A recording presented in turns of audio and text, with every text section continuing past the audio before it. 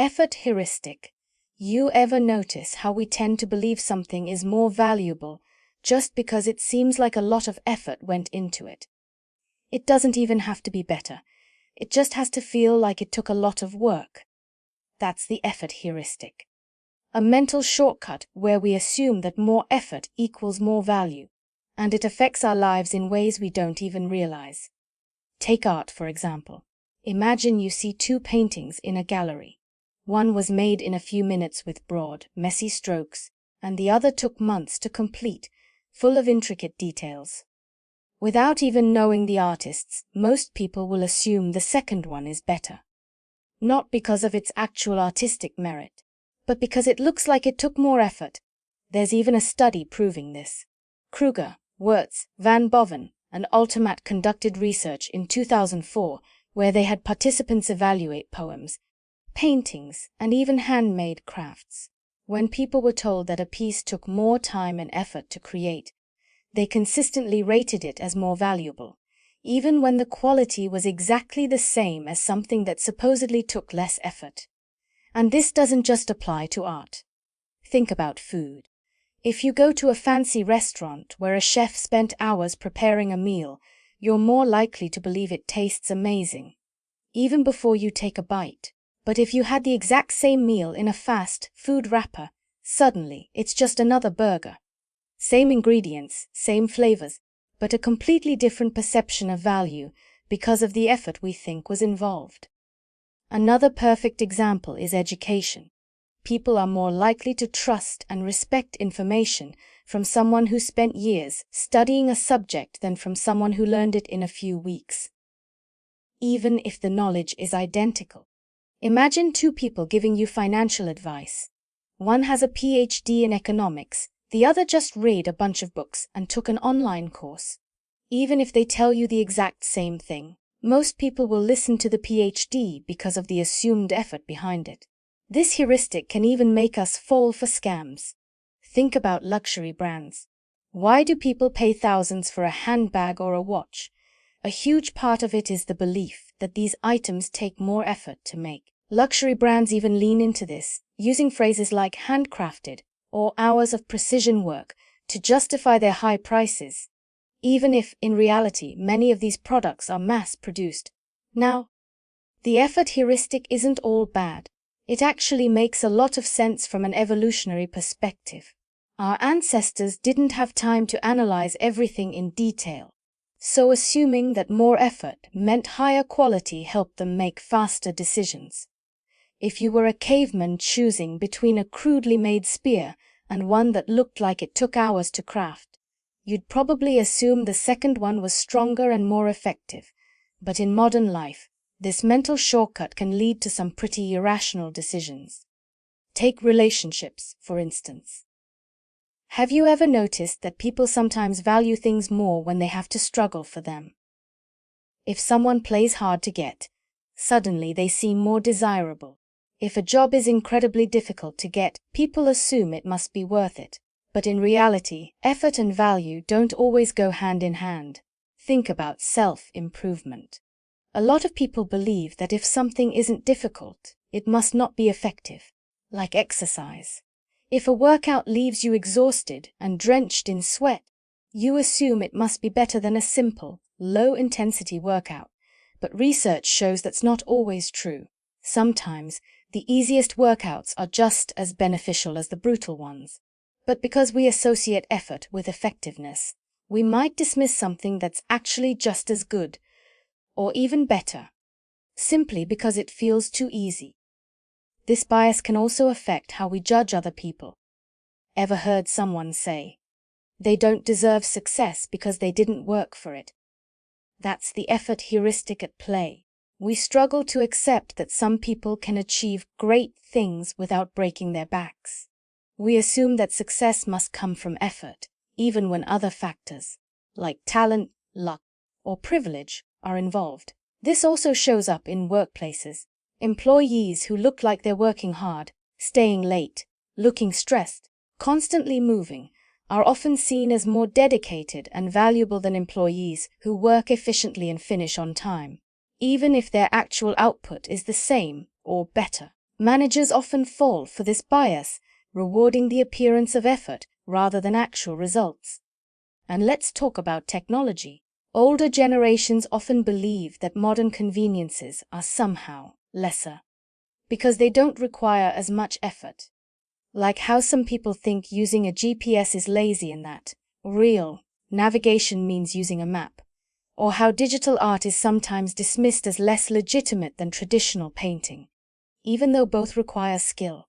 The assumption, if it's easier, it must be worth less. So how do we avoid falling into this mental trap? The first step is just recognizing it. When you catch yourself assuming something is better just because it took more work, stop and ask yourself, is this actually better, or does it just look like it is? Look for actual quality instead of perceived effort. Just because a book is long doesn't mean it's more insightful. Just because a product took years to develop doesn't mean it's better than a simpler alternative. And just because someone worked hard doesn't automatically mean they produced the best results. The effort heuristic is one of those biases that shape so many of our decisions without us even realizing it. It makes us value struggle over simplicity, effort over efficiency, and sweat over skill. But once you understand how it works, you can start making smarter, more rational choices. Because at the end of the day, effort and value aren't the same thing. And just because something took more work doesn't mean it's actually worth more. Narrative bias. Ever notice how we crave stories that make sense, with clear beginnings, middles, and endings? We love when the hero wins, the villain gets what they deserve, and everything ties up neatly in the end. But real life is messy. It's full of contradictions, loose ends, and random chaos. And yet, we constantly try to force it into a simple, satisfying story. That's narrative bias, the tendency to prefer stories that fit a neat, familiar structure over the actual complexity of reality. Think about history. We love telling stories about great leaders and how their bold decisions shaped the world. But history isn't just a series of big, dramatic moments led by a handful of geniuses. It's an intricate web of economic trends, social movements, random luck, and countless small actions by regular people. Still, we gravitate towards stories that make history feel inevitable, like a straight line leading to where we are now. The reality, history is full of chaos, accidents, and unintended consequences. One famous example of narrative bias in history is how we talk about the fall of the Roman Empire. People love to say Rome collapsed because of decadence, corruption, or some dramatic final event. But the fall of Rome wasn't a single moment. It was a slow, complicated process influenced by economic troubles, climate change, migration, and political instability over centuries. Still, we prefer a simple story about an empire that got too arrogant and collapsed under its own weight. It just feels right. This bias is everywhere, especially in the way we explain personal success. We love rags to riches stories. We want to believe that if someone is rich and famous, it's because they worked hard, took risks, and had an unstoppable drive. But reality is more complicated. Yes, effort and talent matter, but so do luck, connections, timing, and countless other factors we don't see. Still, the idea that success follows a simple formula. Work hard, never give up, and you'll make it, sticks because it feels like a satisfying story. The same thing happens with failure. If someone's life falls apart, we want a clear reason. They must have made bad choices, been lazy, or done something wrong. But sometimes bad things happen to good people for no reason at all.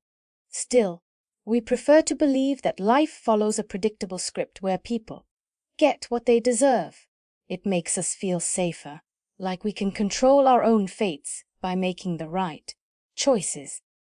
This bias also affects how we view world events. When something huge happens, like a financial crash, a war, or a global crisis, we look for a clear villain, a mastermind behind the scenes pulling the strings. But reality is rarely that simple. Major events are usually the result of hundreds of factors, many of them random or unpredictable. Still, conspiracy theories thrive because they turn complicated, chaotic events into easy to understand narratives. Instead of admitting that reality is messy, we'd rather believe there's a grand plan. Even in everyday life, narrative bias shapes how we think. Have you ever looked back on something that happened and told yourself a story about why it had to happen that way? Maybe you got rejected from a job, and later you say, "It was for the best, because it led me to something better." That's a story, a comforting one, but the truth is, things could have gone differently. Maybe you would have been happy in that job. Maybe your life would have been better if things had worked out. But we reshape our past into neat, logical stories because it makes us feel like everything happens for a reason. Now, does this mean storytelling is bad? Not at all. Stories help us make sense of the world, share knowledge, and connect with others. But narrative bias becomes a problem when it makes us ignore reality in favor of a better sounding version of events. We see this in journalism. When a news story breaks, reporters try to fit it into a familiar narrative, even if the details are still unfolding. They'll describe a politician as rising to power or falling from grace, as if their career were a scripted drama. But real life doesn't follow a script. Sometimes, things happen for reasons that don't fit neatly into a story, but we try to force them to anyway. So how do we avoid falling for narrative bias? First, recognize that real life is not a movie. Not everything has a clear cause and effect structure. Sometimes things happen randomly. Sometimes people succeed or fail for reasons that don't fit a simple story. And sometimes, the truth is just more complicated than we want it to be. Second, question the stories you hear. When someone tells you a simple explanation for a big event, ask yourself, is this the full picture, or just a neat narrative? If something sounds too perfectly structured, too meant to be, it's probably been shaped to fit a story rather than reality. Finally, get comfortable with uncertainty. It's okay not to have all the answers. It's okay for things to be complicated, unclear, or even completely random. The real world is messy. But once you start seeing through narrative bias, you can start seeing the world as it really is, not just as a story we tell ourselves. Repetition blindness. Have you ever read a sentence and completely missed a word that was repeated? Like when someone writes, "The cat sat on the mat," but your brain just skips over the extra, as if it wasn't even there. That's repetition blindness, a cognitive glitch that makes us overlook repeated words or phrases in text or speech. It's not just a typo thing, either. It happens because our brains are wired to process information efficiently, sometimes at the expense of accuracy. When we see or hear something repeated in quick succession, our minds often register it once instead of twice. And the weird part, we don't even realize we're doing it. Researchers first identified this phenomenon in the 1980s. A famous study by Nancy Kanwisher in 1987 showed that when people were asked to read sentences with repeated words, they often failed to notice the repetition at all. They weren't just skimming, they genuinely did not see the extra words. The brain simply ignored them, assuming they were a mistake or unnecessary. So why does this happen? Well, it has to do with the way we process language. When we read or listen to speech, our brains aren't analyzing every single word one by one. Instead, we take in chunks of information at a time, predicting what comes next based on context. If a word appears twice in a row, our pattern-seeking brains tend to collapse it into a single instance because, from an efficiency standpoint, that repetition doesn't seem necessary. You've probably seen this happen in autocorrect fails. You type a repeated word, but your phone doesn't flag it because even the algorithm assumes you must have meant to write it just once. This shows that repetition blindness isn't just a human issue, it's a problem in how information is processed, period. And it's not just about text. Repetition blindness also happens in spoken language. If someone says, "I think that idea could work," many people don't even register the double, that. Their brains smooth it over as if it was only spoken once. The same thing happens with phrases like had or will. They sound unnatural, so our brains edit them out without us even noticing. This bias can trip us up in some surprising ways. Take proofreading, for example. If you've ever tried to edit your own writing, you know how easy it is to miss repeated words, even when you're looking for mistakes. Your brain fills in what it expects to see, so it skips over the extra words as if they weren't there. That's why professional editors often read text out loud or change the font, anything to disrupt their brain's automatic processing and catch what they'd otherwise overlook. Repetition blindness can also affect how we process information in conversations. Imagine a teacher giving instructions. Make sure you write your name at the top of the paper. Half the class might not even hear the repeated word, and if they're not paying close attention, they might miss the instruction altogether. It's like the brain treats repeated information as redundant and just erases it. Now, in some cases, this bias is actually helpful. If we had to register every single repetition in speech or writing, we'd probably get overwhelmed. Our brains naturally filter out unnecessary information to keep things running smoothly. But this shortcut can also backfire, especially when accuracy matters. One example, legal documents and contracts. These texts often include deliberate repetitions for clarity, like saying, "The party of the first part agrees to provide the party of the second part with the party of the first part's services." It's clunky, but it ensures there's no ambiguity. If your brain automatically skips over a repeated phrase in a legal document, you might miss something important. Another place where repetition blindness causes issues is in emergency instructions. Imagine a sign that says, do not enter." Someone reading quickly might only see, "Do not enter," completely missing the added emphasis. In high-stakes situations, skipping over repeated information can lead to misunderstandings with serious consequences. So how do you counteract repetition blindness? One trick is to slow down and engage with text or speech in a different way. Reading out loud forces your brain to process each word individually, making it harder to overlook repeated ones. Changing the way text looks, like increasing the font size, using a different font, or printing it out, also helps break the brain's autopilot mode. In conversations, being mindful of this bias can make you a better listener. If someone repeats something, don't assume it's redundant. There's a chance they're emphasizing something important, and your brain is trying to ignore it. Repetition blindness is just one of those weird cognitive quirks that remind us our brains aren't perfect. They're efficient, sure, but sometimes that efficiency comes at the cost of accuracy, and now that you know about it, you might start noticing it everywhere, unless, of course, your brain skips right over it. Default bias. Ever signed up for a service and just stuck with whatever default settings they gave you? Maybe you never changed your phone's ringtone, never tweaked your privacy settings on social media, or just went with the basic insurance plan your job automatically enrolled you in. That's default bias, the tendency to stick with pre-selected choices even when better options are available. It happens because defaults feel safe. When something is already set up for us, we assume there's a reason for it. We think, if this is the default, it must be the best choice.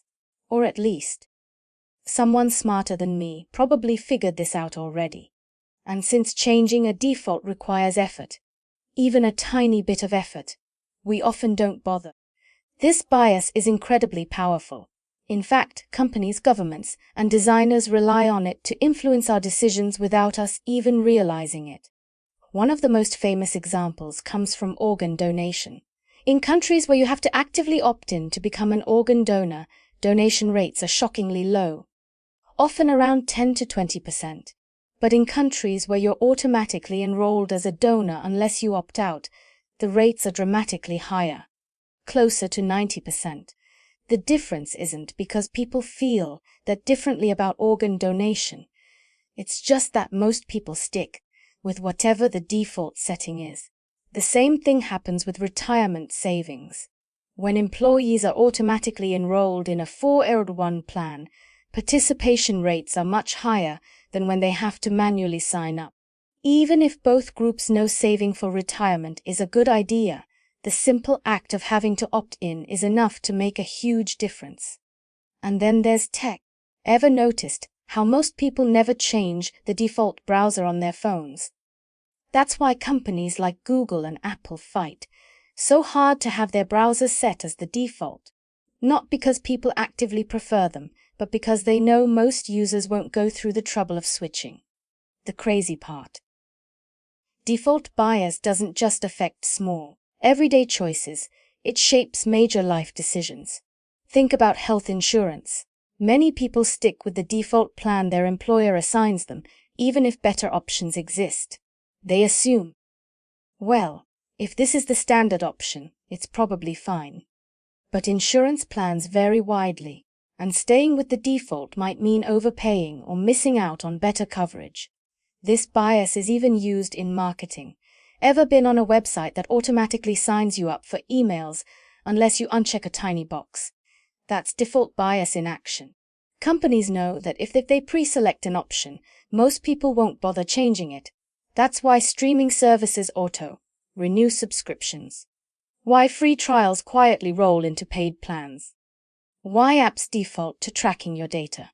It's all designed to take advantage of our tendency to go with whatever's already set up. Even political systems are shaped by this bias. In some countries, voting is mandatory unless you opt out, which leads to much higher voter participation. In others, voting requires active registration, meaning lots of people never bother. The simple act of making something the default can influence behavior on a massive scale. So why do we fall for this bias? It comes down to a mix of laziness, trust, and fear of making the wrong choice. Changing a default takes effort. Sometimes just a little, sometimes a lot. And when we don't fully understand our options, we assume the default must be a safe bet. But here's the thing, defaults aren't always chosen with our best interests in mind. Sometimes they're designed to benefit companies, institutions, or policymakers. The default insurance plan might be the one that saves the employer money, not the one that gives you the best coverage. The default privacy settings on social media probably aren't there to protect you. They're set up to maximize data collection. So how do you fight default bias? First, recognize when you're facing a default option. Ask yourself, is this the best choice for me, or is it just the easiest one? Second, take a few extra minutes to explore your options. Whether it's switching your phone settings, comparing health plans, or opting out of unnecessary subscriptions, a little effort up front can save you money, time, and hassle down the road. And finally, understand that whoever sets the default has power. Defaults shape behavior. If you ever design a system, whether it's a business, a policy, or even just a group decision, think about what happens if people take no action. Because chances are, most of them will stick with whatever you've set. Default bias is one of those invisible forces that guide our decisions without us even realizing it. And once you start noticing it, you'll see it everywhere. The question is, will you still go with the default? Or will you take control of your choices? Law of triviality. People have a strange habit of obsessing over small, easy to understand details while completely ignoring bigger, more important issues. This is known as the law of triviality, or the bike shed effect, and it explains why teams, businesses, and even governments often waste time debating the least important aspects of a project while neglecting the things that actually matter. The name comes from a famous example by British historian C. Northcote Parkinson. He described a committee responsible for approving the design of a nuclear power plant. You'd think they'd spend most of their time discussing safety protocols, reactor efficiency, or structural integrity, things that are crucial. But instead, they get bogged down arguing about the design of the bike shed outside the facility. Why? Because nuclear physics is complicated, and most people in the room don't fully understand it. But a bike shed, anyone can have an opinion on that. So instead of tackling the difficult, high-stakes decisions, they spend hours debating the color of the shed. This effect shows up everywhere. In office meetings, small, simple issues tend to dominate the conversation because they're easy for everyone to weigh in on. A group planning a major business strategy might breeze past the most critical financial risks, but spend an hour arguing over the company's new logo. Employees might ignore systemic workplace problems, but get fired up about the design of the coffee cups in the break room. The smaller and more familiar a problem is, the more discussion it gets, often at the expense of bigger, more complex issues. A classic real-world example happened in the development of the Boston Federal Reserve Building. During early meetings, instead of focusing on the massive architectural and security concerns, much of the discussion centered around what kind of coffee would be served in the cafeteria. It sounds ridiculous, but that's how people's minds work. We gravitate toward details we can easily grasp and ignore the ones that feel overwhelming. Tech companies deal with this all the time. Software developers might spend weeks tweaking the color of a button or debating the perfect font, while more critical issues, like security vulnerabilities or usability problems, get sidelined. It's not that design choices don't matter, but they're often discussed simply because everyone has an opinion, while only a few people in the room understand the deeper technical challenges. This bias isn't just about wasting time. It actively harms decision-making. Important issues get ignored, deadlines get missed, and resources are misallocated. Governments have fallen into this trap too, sometimes spending months debating minor policy wording while ignoring urgent economic or social problems. So why do we do this? The main reason is psychological comfort. Complex problems are intimidating. They require expertise, deep thinking, and sometimes admitting that we don't fully understand what's going on. But small problems, those are easy. We feel confident discussing them, and they give us a sense of accomplishment. Look, we made a decision. Even if that decision was about something completely trivial. The law of triviality is especially dangerous in group settings. When people don't feel qualified to speak on big, difficult topics, they shift the focus to something they can contribute to. This creates an illusion of productivity. Meetings feel productive because people are actively engaged in discussion, but in reality, nothing meaningful is getting done. So how do you avoid falling into this trap? First, recognize when a discussion is being hijacked by minor details. If a team spends 30 minutes debating fonts but only 5 minutes discussing budget constraints, something is off. Ask, is this the most important thing we could be talking about right now? Second, set priorities before meetings. If the goal is to solve a major issue, keep the conversation focused on that and shut down unnecessary tangents. Trivial details can be addressed later, once the important decisions are made. Lastly, get comfortable admitting when something is out of your expertise. It's okay to not have an opinion on everything. When faced with a complex issue, instead of redirecting to something easier, ask questions, seek input from experts, and focus on understanding what actually matters. The law of triviality is one of those cognitive errors that's easy to fall into but hard to notice in the moment. Once you start recognizing it, though, you'll see it everywhere, from boardrooms to politics to everyday conversations. The challenge is making sure that when decisions are made, they're about what actually matters, not just what's easiest to talk about. Pain of paying, spending money hurts, but it doesn't always hurt the same way. Paying with physical cash feels a lot more painful than swiping a card or using a digital wallet. This is called the pain of paying, the psychological discomfort we experience when we part with money, and how that pain changes depending on how we pay. Studies have shown that when people use cash, they feel a much stronger emotional reaction compared to when they pay with a credit card or mobile payment app. This is because cash is tangible. You physically see the money leaving your hands. You count it out, hand it over, and watch it disappear.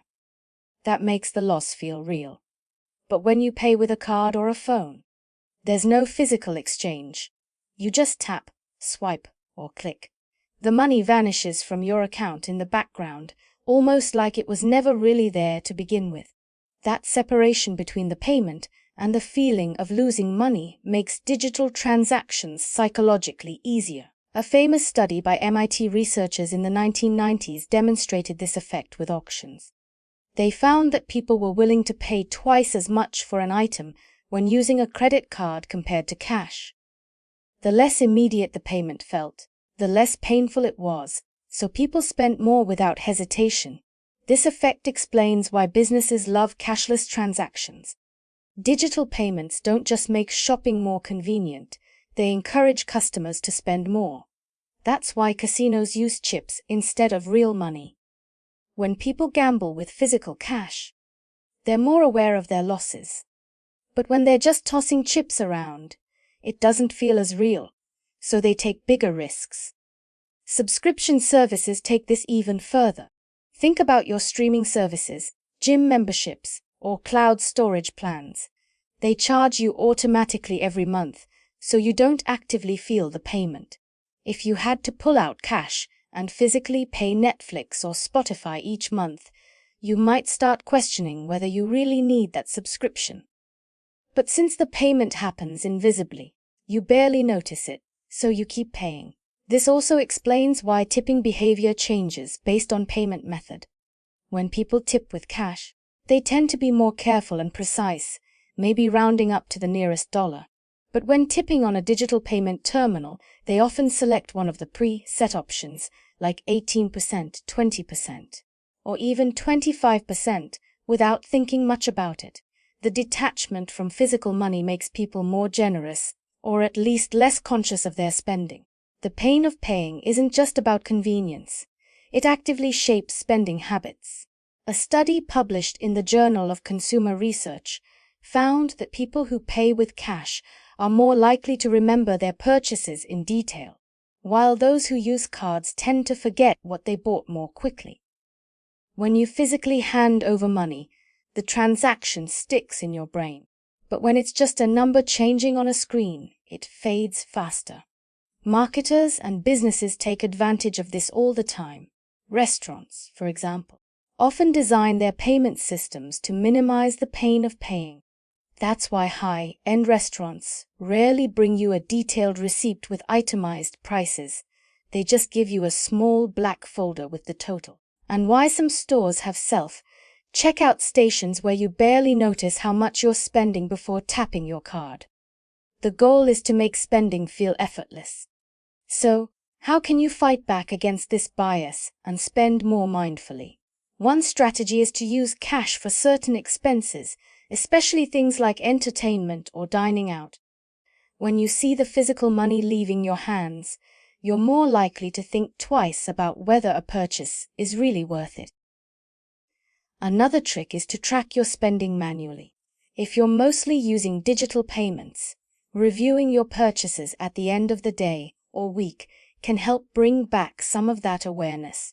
Writing down what you spent, even in a simple notes app, forces you to acknowledge each transaction instead of letting it slip by unnoticed.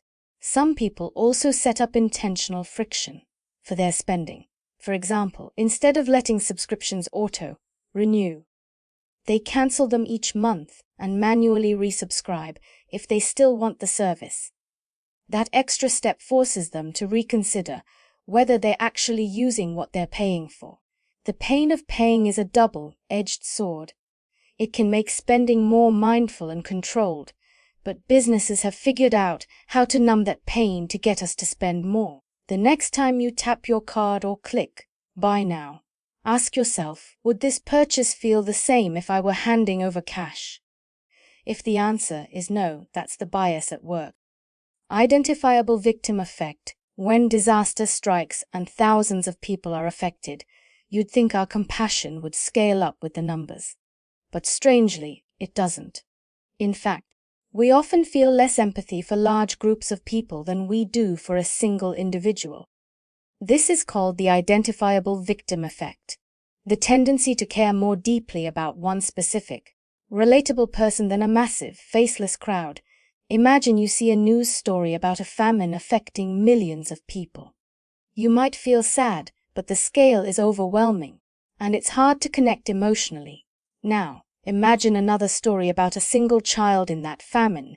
Maybe you see their photo, learn their name, hear their personal struggle.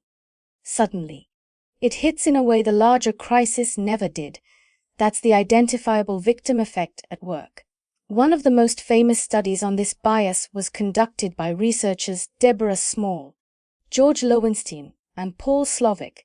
They asked participants to donate money to help people in need.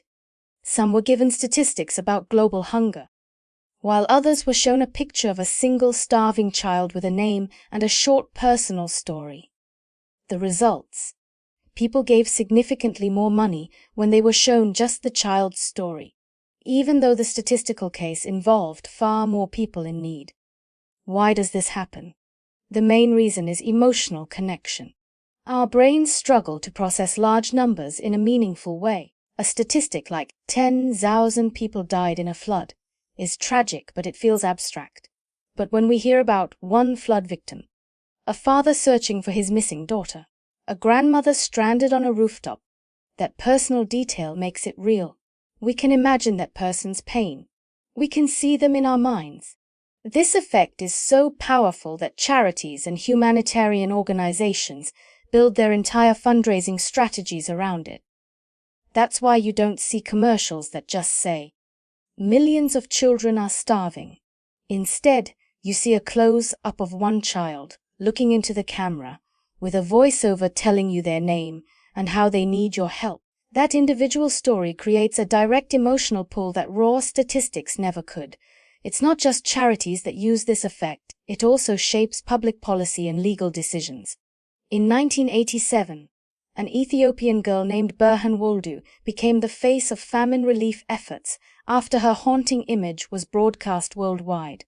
Donations and aid surged because she was a single, identifiable victim. Similarly, stories about crime often focus on individual cases rather than crime rates, because personal stories make people feel the problem more urgently. Politicians and the media know this effect well. If they want public support for a cause, they don't talk about millions of refugees. They share a story about a specific refugee, a specific tragedy. That personal detail creates outrage action, and sometimes even policy changes. But the identifiable victim effect has a dark side. It can distort our priorities. It can make us react emotionally instead of rationally. When a single missing child's case gets national attention, people may demand new laws and bigger budgets for law enforcement and harsher punishments for criminals, even if the actual risk to most children hasn't increased. Meanwhile, larger but less emotionally gripping issues, like climate change, infrastructure failures, or systemic healthcare problems, often get ignored, because they don't have a face we can connect with. A chilling example of this happened in the 1990s with the case of Jessica McClure, also known as Baby Jessica. She was an 18-month-old girl who fell into a well in Texas. The nation was captivated. Rescue teams worked tirelessly. Donations poured in, and millions of people followed the story. Jessica was saved, and it was an incredible moment. But at the same time, thousands of other children were dying from preventable causes like malnutrition and lack of health care.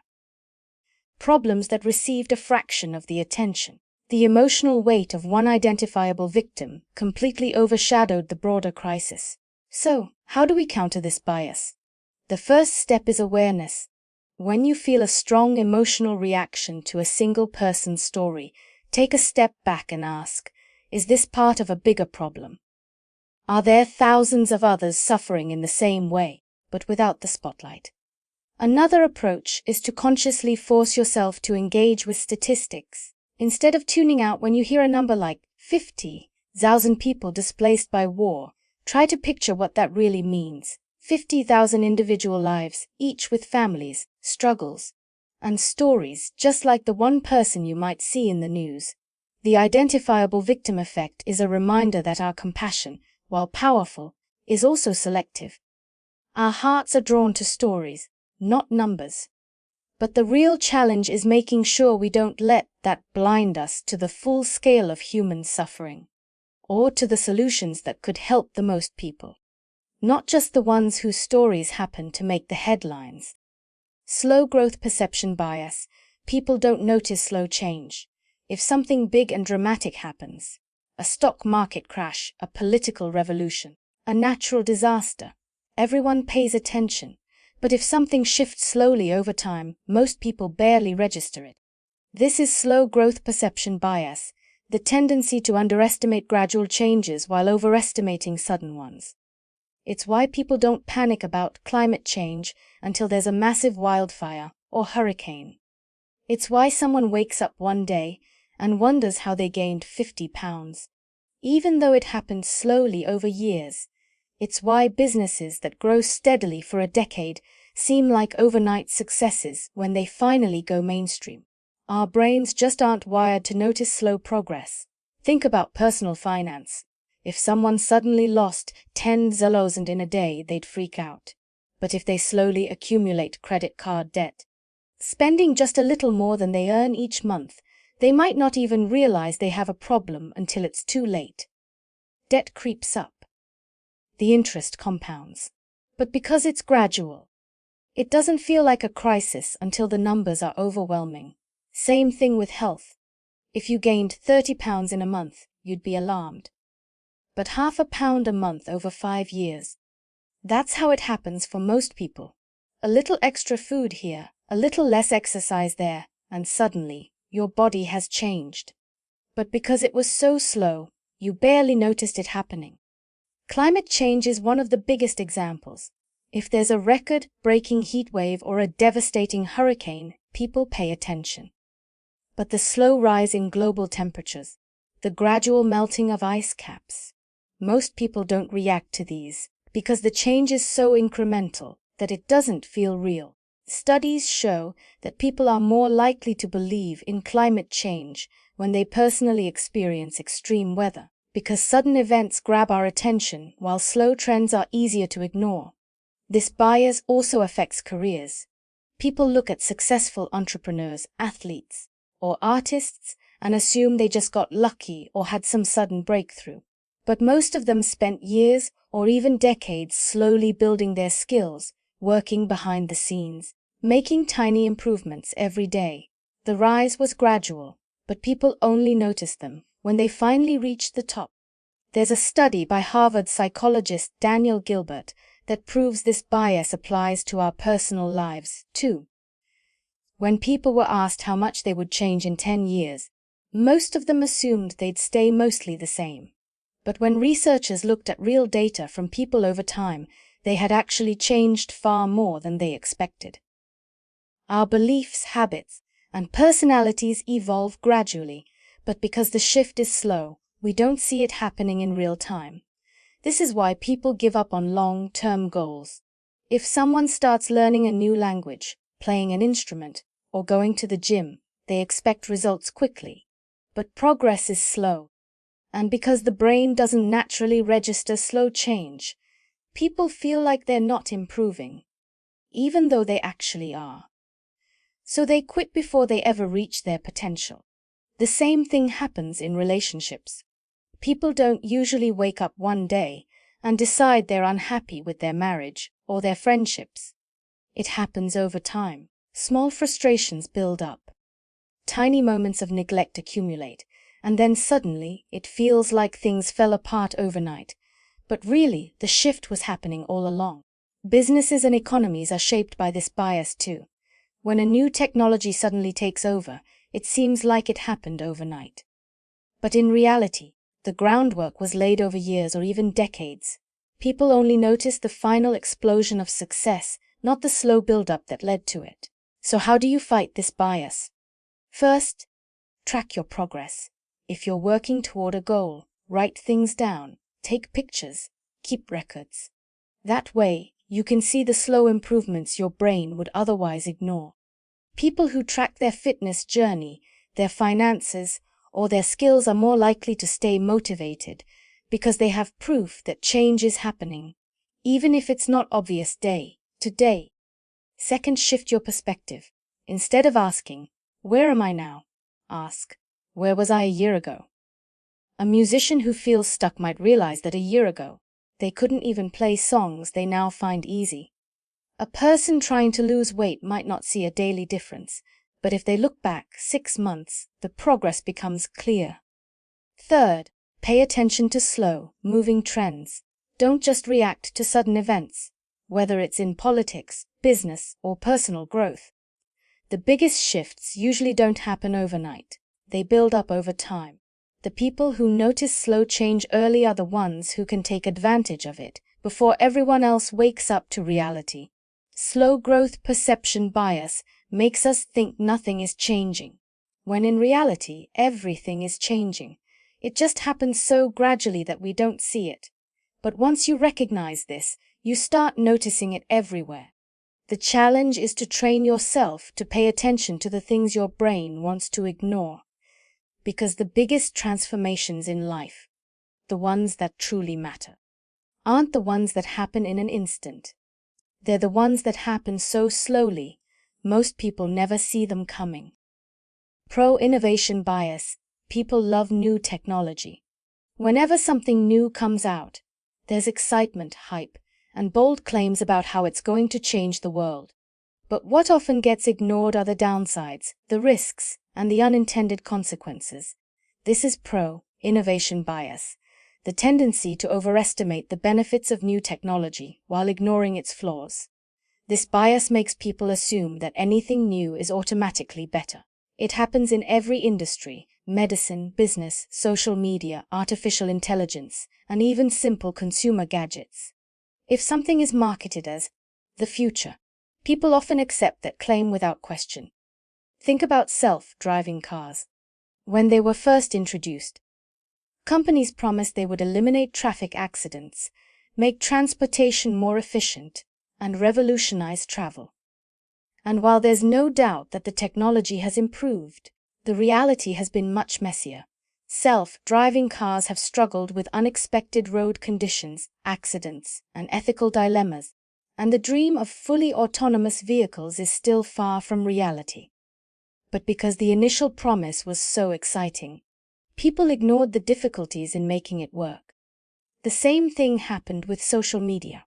When platforms like Facebook and Twitter became popular, people believed they would bring people together, democratize information, and give everyone a voice. And they did, to some extent. But few people considered the downsides: misinformation, online harassment, addiction, and how algorithms would manipulate human behavior. The negatives were ignored because the excitement of the technology blinded people to its risks. Look at artificial intelligence today. Companies are racing to develop more powerful AI systems, promising that they will revolutionize industries, solve complex problems, and make life easier. But the flaws: bias in algorithms, job losses, ethical concerns, security risks, are often dismissed or downplayed in the rush to embrace the latest breakthrough. The same thing happened when automation first replaced factory workers. The efficiency gains were celebrated, but the social and economic costs were ignored until it was too late. Pro-innovation bias is why people get caught up in trends without questioning them. When cryptocurrency and NFTs became popular, the hype was massive. People believed they would redefine finance, make everyone rich, and create a new digital economy. But the risks, scams, market volatility, and environmental concerns were overlooked by many, leading to major financial losses for those who bought in without understanding the full picture. Medicine has had its share of this bias too. When new treatments or drugs are introduced, people often assume they're automatically better than older methods. But history shows that's not always true. In the 1950s, thalidomide was marketed as a revolutionary drug for morning sickness, but it caused severe birth defects before its dangers were fully understood. More recently, highly promoted weight loss drugs have led to serious side effects that weren't initially considered. Even simple household products have been affected by pro-innovation bias. In the mid-20th century, plastic was seen as a revolutionary material that would make life more convenient. It was cheap, durable, and versatile, but no one thought about the long-term environmental consequences. pollution, microplastics, and massive waste problems. By the time people realized the harm, it was too late to reverse the damage. Tech companies take advantage of this bias all the time. Every year, new smartphones are released with flashy new features. But how much of it is actually useful? Many upgrades are minor, but because people assume new is better, they rush to buy the latest model, even if their current phone works just fine. One of the most interesting studies on this bias was done by researchers at MIT. They found that people are more likely to believe in the success of a new technology if it is marketed with futuristic language, even when there's no clear evidence that it will work as promised. This means the hype around a product or idea can shape public perception more than the actual functionality of the technology itself. So why do people fall for pro-innovation bias? Part of it is psychological. Humans are naturally drawn to progress. The idea of the next big thing excites us, and we want to believe that new technology will make life better. But there's also a cultural factor. Companies, media, and influencers push innovation as an unquestioned good, making it hard to critically assess new developments. How do you avoid this bias? First, ask questions. Instead of assuming new technology is automatically good, look at the trade-offs. What are the hidden costs? Who benefits and who loses? Are there unintended consequences that haven't been considered yet? Second, study history. Almost every major innovation has had unexpected downsides. The internet, industrialization, automobiles, nuclear energy, they all came with risks and consequences that weren't obvious at first. Looking at past patterns can help predict the challenges of new technologies. Third, don't get swept up in hype. Just because something is marketed as revolutionary doesn't mean it actually is. Wait for real, world evidence before believing grand claims about how a new technology will change everything. Innovation bias makes people believe that newer is always better, but history proves otherwise. The truth is, every innovation comes with both benefits and drawbacks. Recognizing that can help you make smarter decisions, question the hype, and see new technology for what it really is, something that has the potential to improve the world, but never without complications. Fast failure bias. People give up too soon. They start something, hit a small setback, and immediately assume it's not worth continuing. This is fast failure bias, the tendency to abandon tasks too quickly after minor obstacles instead of pushing through. It's why people quit diets after a bad weekend of eating. It's why someone picks up a new skill, struggles a little, and decides they're just not good at it. It's why businesses shut down too early, why projects never reach completion, and why so many people fail. Not because they weren't capable, but because they gave up too fast. Think about learning a new instrument. Someone picks up a guitar, struggles with a few chords, and their fingers hurt. Instead of realizing that this discomfort is normal and part of the learning process, they assume they're not musically talented and quit. But if they had kept going for just a few more weeks, the pain would have faded, and playing would have started to feel natural. A similar thing happens with fitness. Someone starts going to the gym, doesn't see results after a couple of weeks, and assumes working out doesn't work for them. The reality is, progress in fitness is slow. Muscle builds over months, weight loss happens gradually, endurance increases little by little, but fast. Failure bias makes people expect immediate results, and when they don't get them, they quit before they ever see real change. This bias also appears in business. Many successful companies today almost didn't survive because their founders faced early failures. Apple struggled in its early years. Netflix wasn't profitable for a long time. Airbnb's founders couldn't even get investors to take them seriously at first. But they kept going. The difference between success and failure is often just persistence. Psychologists have studied this bias, and one famous experiment on perseverance comes from Angela Duckworth, the researcher behind grit theory. Her studies show that talent and intelligence matter less than the ability to keep going after setbacks. The most successful people aren't the ones who never fail. They're the ones who fail, learn from it, and keep moving forward. But modern culture encourages fast failure bias.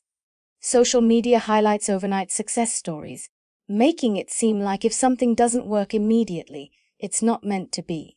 Instant gratification is expected, and patience is in short supply. People are more likely to quit early because they think failure is a sign they're on the wrong path, rather than just a normal part of progress. This bias is especially damaging in education. Students who struggle with a subject often assume they're just bad at it. But studies show that struggling is a sign of learning. When you find something difficult, your brain is literally rewiring itself to improve. The problem is, if students believe difficulty means they're not capable, they'll stop trying, and they'll never give themselves a chance to get better. The same happens with relationships. People expect things to be easy, and when conflict or challenges arise, they assume something is wrong rather than seeing it as part of the natural process of growth. The result: they leave too soon instead of working through issues that could have made the relationship stronger. How do you fight fast failure bias? First, reframe failure. Instead of seeing setbacks as signs that you should quit, recognize them as part of the process. If you expect things to be hard, you won't be so quick to walk away when they are. Second, set long-term goals with realistic expectations. If you know in advance that real progress takes time, you're less likely to quit after minor obstacles. Third, track your progress. When people feel like they're not improving, they're more likely to give up. But if you document your journey, whether it's writing down workout stats, recording music practice, or measuring business growth, you can see how far you've come, even when progress feels slow. Fast failure bias convinces people to quit before they ever see results. But real success comes from persistence, patience, and the willingness to push through temporary struggles. The difference between those who succeed and those who don't isn't usually talent or luck. It's the ability to keep going when things get tough. Bystander Effect: someone collapses in a crowded street. Dozens of people are around. They all see it. They all hear it. But no one moves. No one helps. Everyone assumes someone else will. This is the Bystander Effect, a psychological phenomenon where the presence of others makes individuals less likely to take action in an emergency. The more people there are, the less responsibility anyone feels. It's counterintuitive. You'd think that having more people around would increase the chances of someone stepping in. But in reality, the opposite happens. Everyone looks at each other, waiting for someone else to act. No one wants to be the first. No one wants to be wrong. So nothing happens. The most famous example of the Bystander Effect is the 1964 murder of Kitty Genovese. She was attacked outside her apartment in New York, stabbed repeatedly over the course of 30 minutes. Reports at the time claimed that 38 people heard her screams, saw what was happening, and did nothing. No one called the police until it was too late. Later research showed that some details of the story were exaggerated, but the core idea remained true. When people believe others will act, they hesitate. Psychologists John Darley and Bibb Latané studied this effect in the late 1960s, in one of their most well-known experiments. Participants were placed in rooms where they could hear someone having a seizure. When people believed they were the only witness, 85% of them rushed to help. But when they thought others were also listening, that number dropped to just 31%. The more people they believed were around, the less likely they were to do anything. This effect doesn't just apply to emergencies. It happens in workplaces, schools, public spaces, anywhere responsibility can be diffused among a group. If a meeting is running off track, most people won't speak up. They assume someone else will. If a piece of trash is on the ground, people walk past it, thinking someone else will pick it up. If a person is being bullied, many will look away, assuming someone else will step in. One of the strangest parts of the Bystander Effect is that people don't see themselves as bystanders. When asked hypothetically, Most people say they would help in an emergency, but real-world situations create hesitation. People fear looking foolish, overreacting, or misreading the situation. Social pressure is powerful. If no one else is reacting, it must not be a big deal, right? There's also the issue of pluralistic ignorance. This happens when everyone in a group is uncertain, but because no one is reacting, everyone assumes that everyone else understands something they don't. Imagine being in a college lecture where the professor explains something confusing. You don't get it, but no one else is asking questions, so you assume they understand. In reality, most of them are probably just as lost, but everyone stays silent, reinforcing the illusion that no help is needed. Social media has amplified the Bystander Effect in a unique way. When tragedies, injustices, or emergencies happen, people assume that someone else will raise awareness or take action. A tweet gets posted about a missing person, a crisis, or an important cause. Thousands see it, but few actually share it or do anything meaningful. People assume that since so many others are seeing the same thing, action will be taken. But often, it's not. This also happens in online bullying. Someone is being harassed in the comments section of a video or post. Thousands of people see it, but most won't intervene. They assume someone else will, or they don't want to stand out. The silence creates an environment where harmful behavior continues unchecked. The Bystander Effect isn't about apathy, it's about hesitation. People aren't necessarily unwilling to help, they just don't want to be the only ones stepping forward. But the irony is, everyone is thinking the same thing. So how do you break out of it? First, recognize that hesitation is natural. The key is pushing past it. The moment you notice yourself waiting for someone else to act, that's your signal to step in. Second, make situations specific. If you ever need help in an emergency, don't just yell, "Somebody help." Look at a person directly and say, "You, call 911. When responsibility is directed at an individual instead of a crowd, action is far more likely. Third, remind yourself that most people want to help, but they're waiting for permission. If you act first, others will follow. Studies show that once one person steps up, the Bystander Effect is broken. People realize it's okay to intervene, and suddenly, they're not alone. This cognitive error convinces people that inaction is normal, that hesitation is justified, and that someone else will handle it. But reality is different. The world doesn't change when someone else acts. It changes when you do. Distinction bias, people love to compare. Side by side, option against option, detail by detail. But when you compare things too closely, you start noticing differences that wouldn't even matter if you were looking at each choice on its own. This is distinction bias, the tendency to overemphasize small differences when comparing options side by side, even if those differences don't actually impact overall satisfaction. This happens all the time with technology. Imagine you're shopping for a new phone. You walk into a store and see two models side by side. One has a 6.7-inch screen. The other has a 6.8-inch screen. One has a battery rated for 22 hours, the other for 24 hours.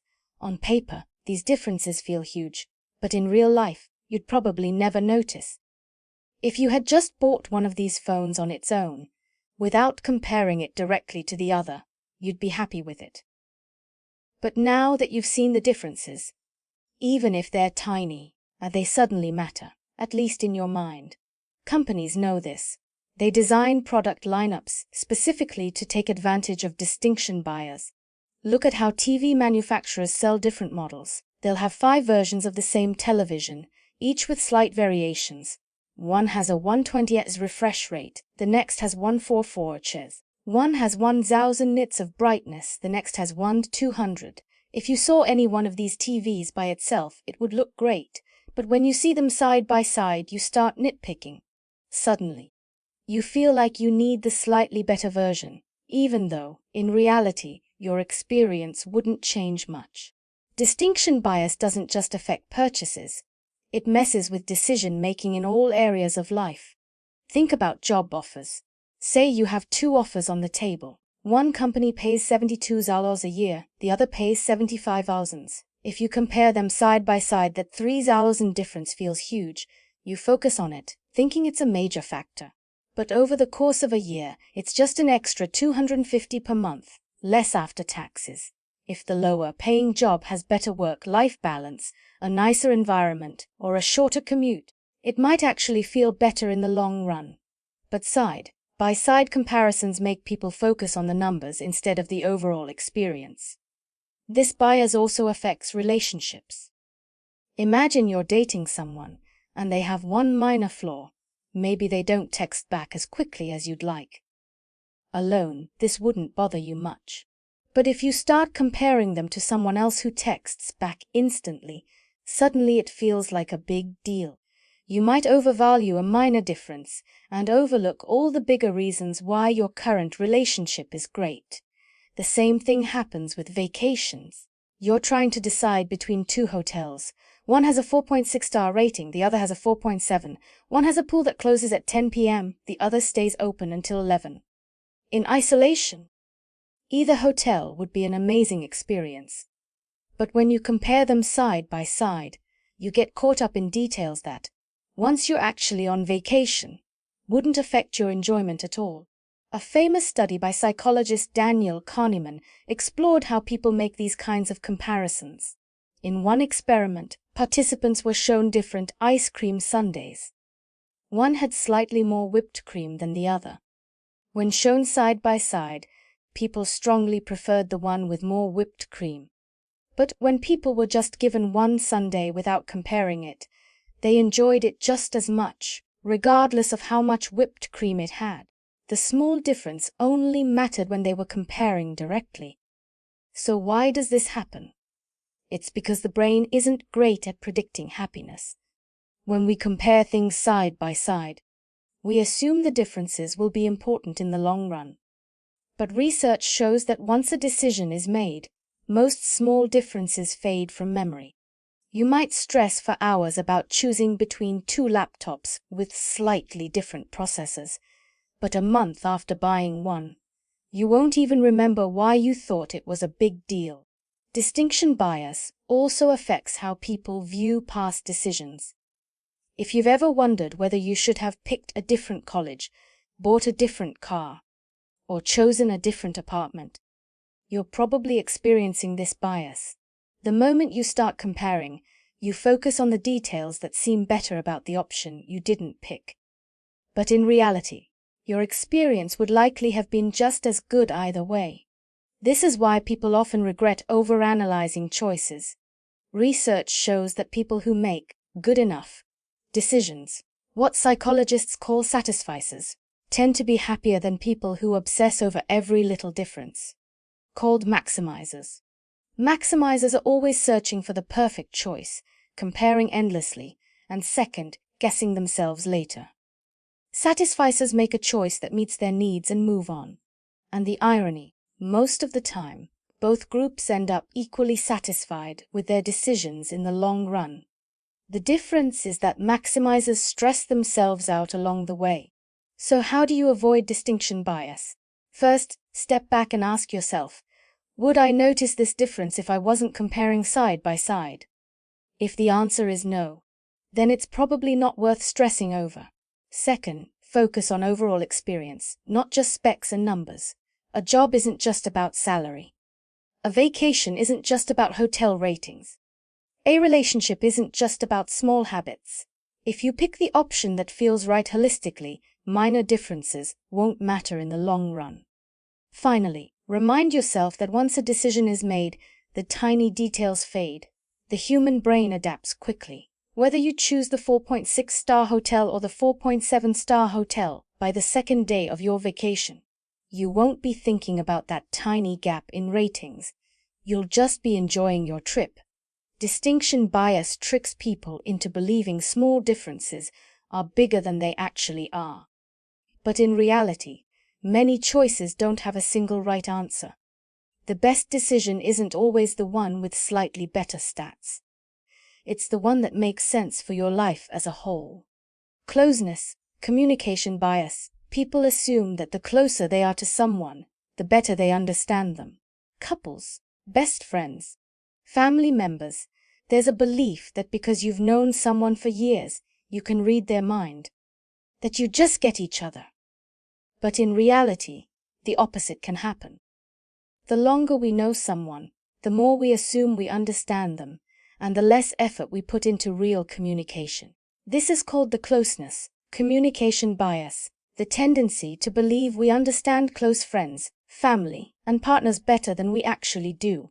This is why long-term couples often say, "You never listen to me," even though they talk all the time. It's why siblings misinterpret each other, and why old friends sometimes drift apart. When people get comfortable in relationships, they stop checking in. They stop clarifying. They assume they know what the other person is thinking, what they want, and what they mean. And that's where misunderstandings start. One study by researchers Bose Kieser and Nicholas Epley at the University of Chicago tested this bias. They asked couples who had been together for years to interpret each other's vague statements. Things like, "It's getting late," or "I'm fine." You'd think people in long-term relationships would be better at understanding each other, right? But the results showed that couples weren't any better at guessing their partner's meaning than total strangers. In fact, strangers sometimes did better, because they actually listened instead of assuming. This bias also explains why families argue over things that seem trivial. A son might say, "I'll be home late," assuming his mom understands he means 11 p.m. But his mom assumes he means 8 p.m. The difference in expectations leads to frustration. Neither one was trying to miscommunicate, but they assumed they understood each other without clarification. It's not just in personal relationships either. In the workplace, managers and employees who have worked together for a long time often communicate in shorthand. They assume the other person knows what they mean. But miscommunication happens because the message isn't spelled out clearly. One person assumes, "They know what I want," while the other assumes, if they needed more details, they'd ask. Neither one clarifies, and the result, confusion and mistakes. This bias becomes even stronger with age. Older couples who have been together for decades often assume they don't need to communicate the way they did when they first met. They believe they already know how the other person thinks. But over time, people change. Their needs shift, their perspectives evolve. If a couple stops actively communicating, they might wake up one day and feel like they don't know each other anymore, even though they've been together for years. One of the strangest parts of this bias is that it can make communication worse between close people than between acquaintances. When talking to a stranger, you naturally explain things more clearly because you don't assume they already know what you mean. But with close people, you shortcut. You say half of what you're thinking because you assume they'll fill in the blanks. Think about a couple deciding where to eat. One person asks, "What do you want for dinner?" The other says, "I don't know, whatever you want." But in their head, they're thinking, "I really don't want pizza again." The partner suggests pizza, and now there's frustration, because the assumption was, "You should know I don't want pizza." But how could they? The thought was never said out loud. A famous example of this bias comes from a 1990 study by Elizabeth Newton at Stanford University. In the experiment, one group of participants were tappers, and another group were listeners. The tappers would tap out the rhythm of a well-known song, like "Happy Birthday," on a table, while the listeners had to guess what song it was. The tappers assumed their song was obvious. In their heads, they could hear the melody, so they assumed the listeners could, too. But the listeners struggled to identify even the most famous tunes. The lesson: just because something is clear in your mind doesn't mean it's clear to someone else. The closeness-communication bias works the same way. People assume that because they understand what they mean, the other person must, too. They don't realize that their thoughts are like that tapped out melody, obvious to them, but not necessarily obvious to others. So how do you avoid this bias? First, remember that assumption isn't understanding. Just because you've known someone for years doesn't mean you know exactly what they're thinking. People grow and change. The only way to truly know is to ask. Second, clarify instead of assuming. Instead of saying, "You know what I mean?" actually explain what you mean. If you want something specific, say it. If you don't want pizza for dinner, say you don't want pizza. If you're feeling frustrated, don't assume your partner can read your mind. Tell them what's wrong. Third, listen like a stranger. When someone close to you speaks, don't tune out or assume you already know what they're going to say. Listen actively, the way you would if a new acquaintance was explaining something important. This bias makes people believe they understand each other better than they actually do. But the truth is, no matter how long you've known someone, communication still requires effort. The best relationships aren't the ones where people can read each other's minds. They're the ones where people keep talking, keep listening, and never stop learning about each other. Perceptual set is one of those hidden forces in our minds that quietly shape the way we see the world. It's like a mental filter, an invisible lens that takes everything we experience and bends it to fit our expectations, past experiences, and beliefs. And the craziest part, most of the time, we don't even realize it's happening. Think about this. Have you ever misread a word because you expected to see something else, like glancing at a sign that says "FO'd"? But for a split second, your brain thinks it says "FO." Or maybe you've had that moment where you swear you hear someone call your name in a crowded room, even though they didn't. That's perceptual set in action, your brain priming you to expect certain things, even when they're not really there. To really understand how powerful perceptual set is, let's break it down. Our perceptions don't just come from our eyes or ears, they come from our brains interpreting what we sense. And that interpretation is shaped by our past experiences, cultural influences, emotions, and even what we were just thinking about a few moments ago. One of the best ways to see this in action is through visual illusions. Ever seen the famous old woman, young woman optical illusion? Some people see an old lady with a big nose, while others see a young woman looking away. What you see first often depends on what kinds of faces you've been exposed to before, your expectations, and what's on your mind at that moment.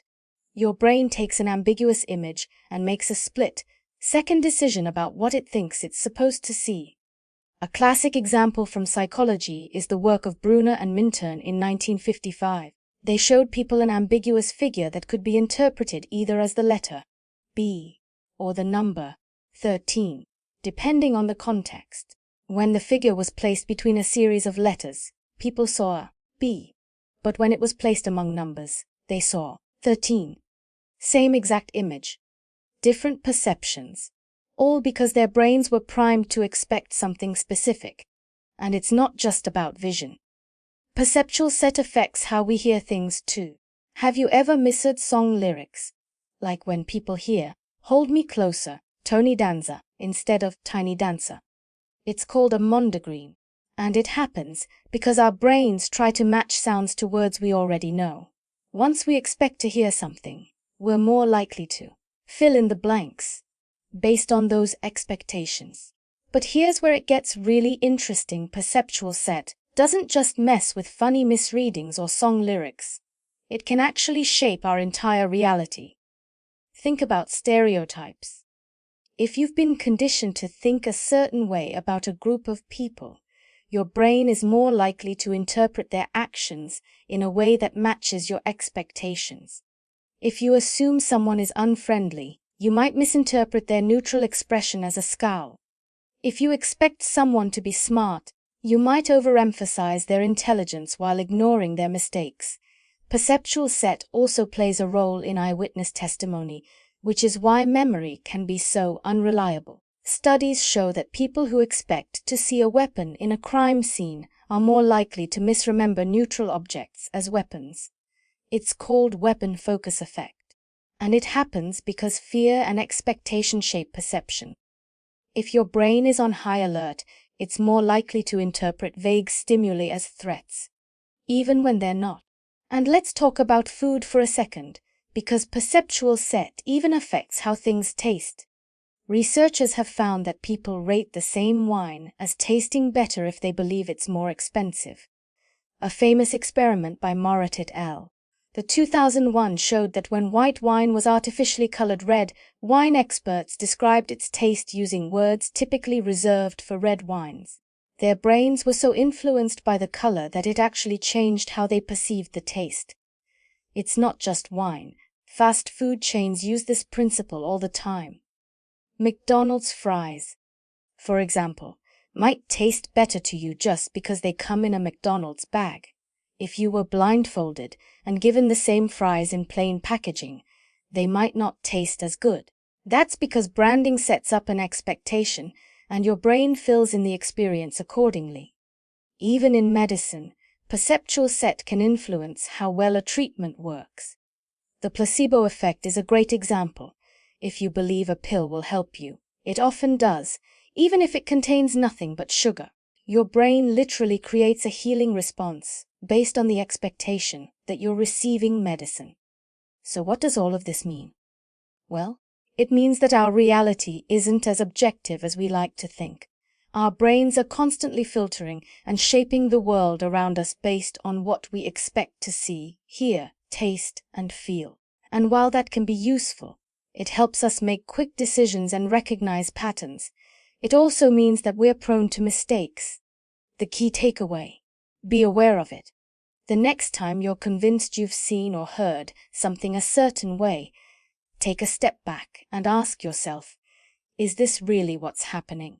Or is my brain just filling in the blanks based on what I expect? Because once you start noticing perceptual set in action, you realize just how much of your world is shaped by what's already inside your mind. Cheerleader effect. Ever notice how a group of friends walking into a room seems effortlessly cool, but when you see them individually, they don't quite have the same charm? That's the cheerleader effect. It's this weird little trick our brain plays on us, where people seem more attractive when they're in a group than when they're alone. And the reason it's called the cheerleader effect? Well, it was popularized by How I Met Your Mother, where Barney Stinson claimed that cheerleaders always seem beautiful, but individually, they're not as impressive. Turns out, this isn't just sitcom nonsense. Science actually backs this up. So, what's going on here? Why do groups make people seem hotter, more charismatic, more put together? The answer lies in how our brains process faces and patterns. A study published in 2013 by Drew Walker and Edward Vull at the University of California, San Diego, put this idea to the test. They showed participants pictures of people alone and in groups, then asked them to rate their attractiveness. The results: across the board, individuals in group photos were rated as more attractive than when they were shown alone. The effect was consistent. People just looked better together. But why? The study suggested that when we see a group, our brains don't focus on individual faces separately. Instead, we take an average of all the faces in the group, and this actually enhances how each person looks because any minor flaws, maybe slightly asymmetrical features, an awkward smile, or an even skin tone, get blurred out in the averaging process. It's like Photoshop, but instead of an editing tool, it's just your brain doing its thing automatically. There's also a social element at play. When we see someone in a group, we make assumptions about them. If they're surrounded by smiling, fun, or attractive people, we subconsciously link them to those traits. It's kind of like a halo effect. Our brain assumes that if the group looks good, each person in it must be more appealing too. This has some interesting real-world effects. Think about dating apps. A lot of people use group photos in their profiles, and even though we know it's kind of annoying, like, which one are you? There's a good chance they're doing it because it actually makes them look more attractive. And if they're standing next to people who are objectively good looking, That attractiveness boost is even stronger. Another place this plays out: social situations. Let's say you're at a party. You walk in with a group of friends, all chatting and laughing together. People who don't know you will likely perceive you as more attractive than if you walked in alone, simply because you're part of a dynamic social unit. This also extends to things like job interviews or networking events. Being in a group makes you seem more confident, more engaging, and yes, even more physically attractive. But there's a twist. The cheerleader effect has some limits. If someone in the group has a really strikingly different appearance, let's say one person is a supermodel while the rest are average, the averaging effect doesn't work as well. Instead, the brain picks up on that contrast. So, if your goal is to maximize the cheerleader effect, being in a group of people who are roughly on the same level of attractiveness as you seems to be the sweet spot. Now, here's where things get even weirder. The cheerleader effect isn't just about attractiveness. It can also impact our perception of intelligence, competence, and likability. A study published in Psychological Science found that people who were seen as part of a group were not only rated as more attractive, but also as more competent compared to when they were seen alone. That means if you're giving a presentation, walking into an important meeting, or even posting pictures online, appearing with a group could subtly make people take you more seriously. This bias even plays a role in pop culture. Think about bands, TV show casts, or even sports teams. Often, individual members aren't as captivating on their own, but together they create an aura of coolness. Boy bands are a great example. Each member might have their own distinct look, but part of their appeal is how they function as a unit. The same thing happens with influencers or social media friend groups. When we see them in group pictures, we assign them a certain level of attractiveness and influence that might not hold up if we saw each person individually. So, is there a way to use the cheerleader effect to your advantage? Absolutely. If you want to seem more attractive or socially desirable, being in a group photo rather than a solo one can make a difference, especially if you're surrounded by people who naturally complement your appearance. In professional settings, being seen as part of a successful team can make you look more capable. Even in everyday interactions, showing that you're socially connected and part of a group can enhance the way people perceive you. But, of course, the effect can also backfire. If people realize they've fallen for the cheerleader effect, they might feel tricked. There's a reason why people joke about seeing someone from across the room at a bar, thinking they're attractive, and then being disappointed when they get a closer look. The mind can exaggerate attractiveness in a group setting, but once you isolate someone from the pack, reality sets in. Another downside: the cheerleader effect can contribute to unrealistic beauty standards. If people are constantly curating their social media presence to include only group pictures where they look their best, it can create a distorted view of attractiveness. We start comparing ourselves to these average versions of people rather than their actual individual selves. At the end of the day, the cheerleader effect is just another way our brains take shortcuts to process the world around us. We don't see faces in isolation. We see patterns, groups, and associations. It's not good or bad. It's just how we're wired. So next time you're scrolling through social media, looking at group photos, or trying to figure out why someone seemed cuter at the party than they do the next day, remember, your brain is playing tricks on you. Extrinsic incentive bias: imagine you're at work and your company announces a new bonus program. Your first thought, well, it's nice, but I already work hard because I care about what I do. But then you overhear a coworker saying they're going to put in extra effort now, that there's money on the line. And just like that, you assume they were only in it for the reward all along. That's the extrinsic incentive bias, the tendency to overestimate how much other people are motivated by external rewards like money, promotions, or recognition, while believing that we are driven by deeper, internal motivations like passion, curiosity, or personal values.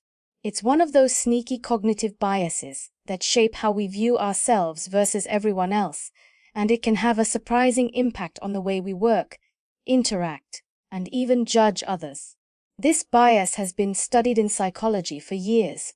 One of the most well-known theories on motivation is the distinction between intrinsic and extrinsic motivation.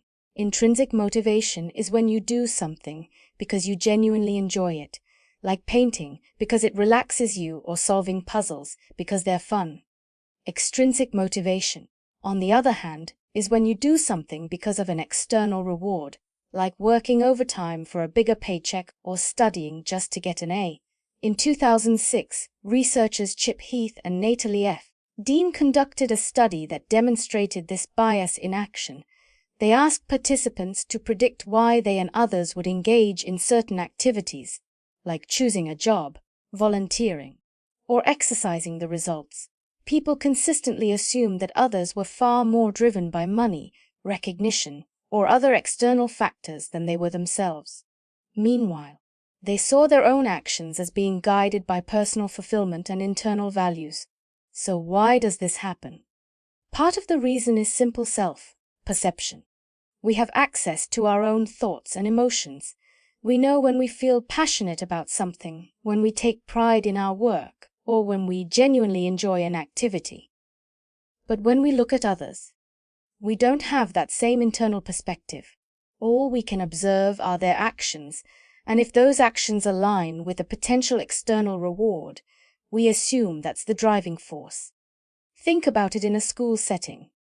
If you stay up all night studying for a test, you might tell yourself, I really want to understand this material. But if you see another student cramming, it's easy to assume they just want a good grade. The reality, they might actually be fascinated by the subject, just like you. But because you can't see their internal motivations, you default to external ones. This bias plays out in the workplace all the time. Managers often assume that employees are mainly motivated by salary and promotions. As a result, they might focus on financial incentives while overlooking the importance of purpose, autonomy, and recognition. But studies have shown that when employees feel intrinsically motivated, when they find meaning in their work and feel a sense of ownership, they tend to be happier, more engaged, and even more productive than those driven solely by external rewards. A classic study from Edward Dacey in the 1970s demonstrated something called the Justification Effect, which ties into the extrinsic incentive bias. In his experiment, participants were given puzzles to solve. Some were paid for their efforts, while others weren't. Later, when the payment stopped, those who had been paid lost interest in solving the puzzles. They had started associating the task with an external reward rather than internal enjoyment. Those who were never paid, on the other hand, kept solving puzzles simply because they found them fun. Now, apply this to the way we judge others. If we assume that people are only working hard because of money, we might miss the bigger picture. That artist who sells their paintings isn't just in it for the profit. They might genuinely love creating art. That scientist working on a big research project isn't necessarily chasing awards. They might be deeply curious about the topic. But because we only see their external circumstances, we assume that's what's driving them. This bias can even shape our political and social views. When discussing wealth, taxes, or social programs, people often assume that they work hard because they care about their job, while others only do it for financial survival. Or when it comes to charity, someone might donate because it aligns with their values, but they might assume that celebrities or public figures only donate for the publicity. One of the biggest issues with the extrinsic incentive bias is that it can make us cynical. If we constantly assume that others are only acting in their own self-interest, it can erode trust and make us less likely to collaborate or see the good in people. It also means we might underestimate the power of intrinsic motivation in others. Whether that's an employee genuinely caring about their work, a student being passionate about learning, or a friend helping out just because they want to. So how do we counteract this bias? The first step is awareness. Just knowing that we have this tendency makes it easier to question our assumptions. Next time you see someone putting in effort, instead of immediately attributing it to an external reward, consider the possibility that they might actually enjoy what they're doing. Ask yourself, if I were in their shoes, would I have other motivations that aren't immediately visible? And finally, it's worth remembering that external rewards aren't bad. Just because someone is motivated by money or recognition doesn't mean they lack passion or deeper values. Most of the time, people are motivated by a mix of both intrinsic and extrinsic factors. The key is to avoid assuming that we are the only ones acting out of genuine passion, while everyone else is just in it for the rewards. At the end of the day, we all want to feel like our work and actions matter. The next time you see someone striving for success, don't just assume they're doing it for the paycheck or the applause. Maybe, just maybe, they love what they do, just like you. Moral credential effect. You've probably seen this happen before. Someone does a good deed, like donating to charity, standing up for a cause, or making an ethical choice, and then, later on, they act in a way that seems to contradict that. Maybe they say something offensive, make a selfish decision, or bend the rules, and when called out, they defend themselves with something like, "Hey, I've done a lot of good things, so it's fine." That's the moral credential effect, the psychological tendency for people to use their past good deeds as a sort of moral license, to justify later actions that might be unethical, selfish, or even harmful. When people feel like they've built up a reputation as a good person, they sometimes give themselves permission to act in ways that they otherwise wouldn't. One of the most well-known studies on this effect comes from psychologists Bernot Monin and Dale Miller. In their 2001 experiment, participants were asked to choose whether to hire a candidate for a job. Before making their decision, some participants were given the chance to prove they weren't biased by first evaluating a different, unrelated candidate in a way that signaled fairness. Later, when asked to make a hiring decision where race or gender was a factor, those who had already demonstrated fairness were more likely to make a biased choice. Their previous, good, decision had given them moral cover to act in a way that might otherwise be seen as discriminatory. It's kind of like filling up a moral punch card. Once you've checked off enough good person points, you subconsciously feel like you've earned a little leeway to bend the rules. This happens in all kinds of situations. Take environmental choices. Someone who drives an electric car, recycles religiously, and buys organic food might feel justified in taking a long-haul flight or wasting energy in other ways. I've already done my part for the planet, they think, even if their new action cancels out their previous efforts. Or think about diet and exercise. If you've ever gone to the gym, worked out hard, and then immediately felt justified in eating an entire pizza because, hey, I earned it. That's the same psychological effect in action. The difference, of course, is that in the moral credential effect, it's not just about personal habits. It's about ethical and social decisions. A real-world example of this effect can be seen in corporate social responsibility. A company might promote diversity, donate to charities, or push an environmentally friendly initiative, then turn around and engage in unethical business practices, mistreat employees, or cut corners in ways that contradict those values. Because they've built up moral credentials, they assume they have some leeway to act in ways that aren't entirely ethical. Politicians and public figures fall into this trap all the time. A leader who has taken progressive stances on social issues in the past might feel justified in making a tone-deaf comment because, "I've already proven I support this cause." Or a celebrity who has donated millions to charity might think that excuses rude or questionable behavior in their personal life. Even in everyday life, we see this bias play out in subtle ways. Someone who prides themselves on being an ally might excuse themselves for making an offensive joke. A boss who believes they are a fair and generous leader might justify cutting corners on an employee's pay because they've already done enough for them. The effect is so strong that people aren't always aware they're doing it. They genuinely believe their past good deeds make them immune to criticism. And here's where it gets even trickier. The moral credential effect doesn't just change behavior. It can change how people see their own actions. Instead of thinking, this might not be the right thing to do, they genuinely believe that their moral track record makes it impossible for them to be in the wrong. So how do we avoid falling into this trap? The key is recognizing that past good deeds don't give us a free pass in the present. Doing the right thing isn't about earning a moral credit score that lets us make questionable choices later. It's an ongoing process. Just because we've been fair, kind, or ethical in the past doesn't mean we're immune from bias, selfishness, or bad decisions now. At the end of the day, the moral credential effect is just another way our brains try to make sense of the world and protect our self-image.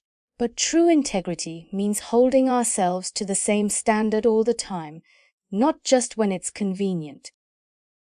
Absence blindness. Have you ever walked into a room and felt like something was off, but you couldn't quite put your finger on what?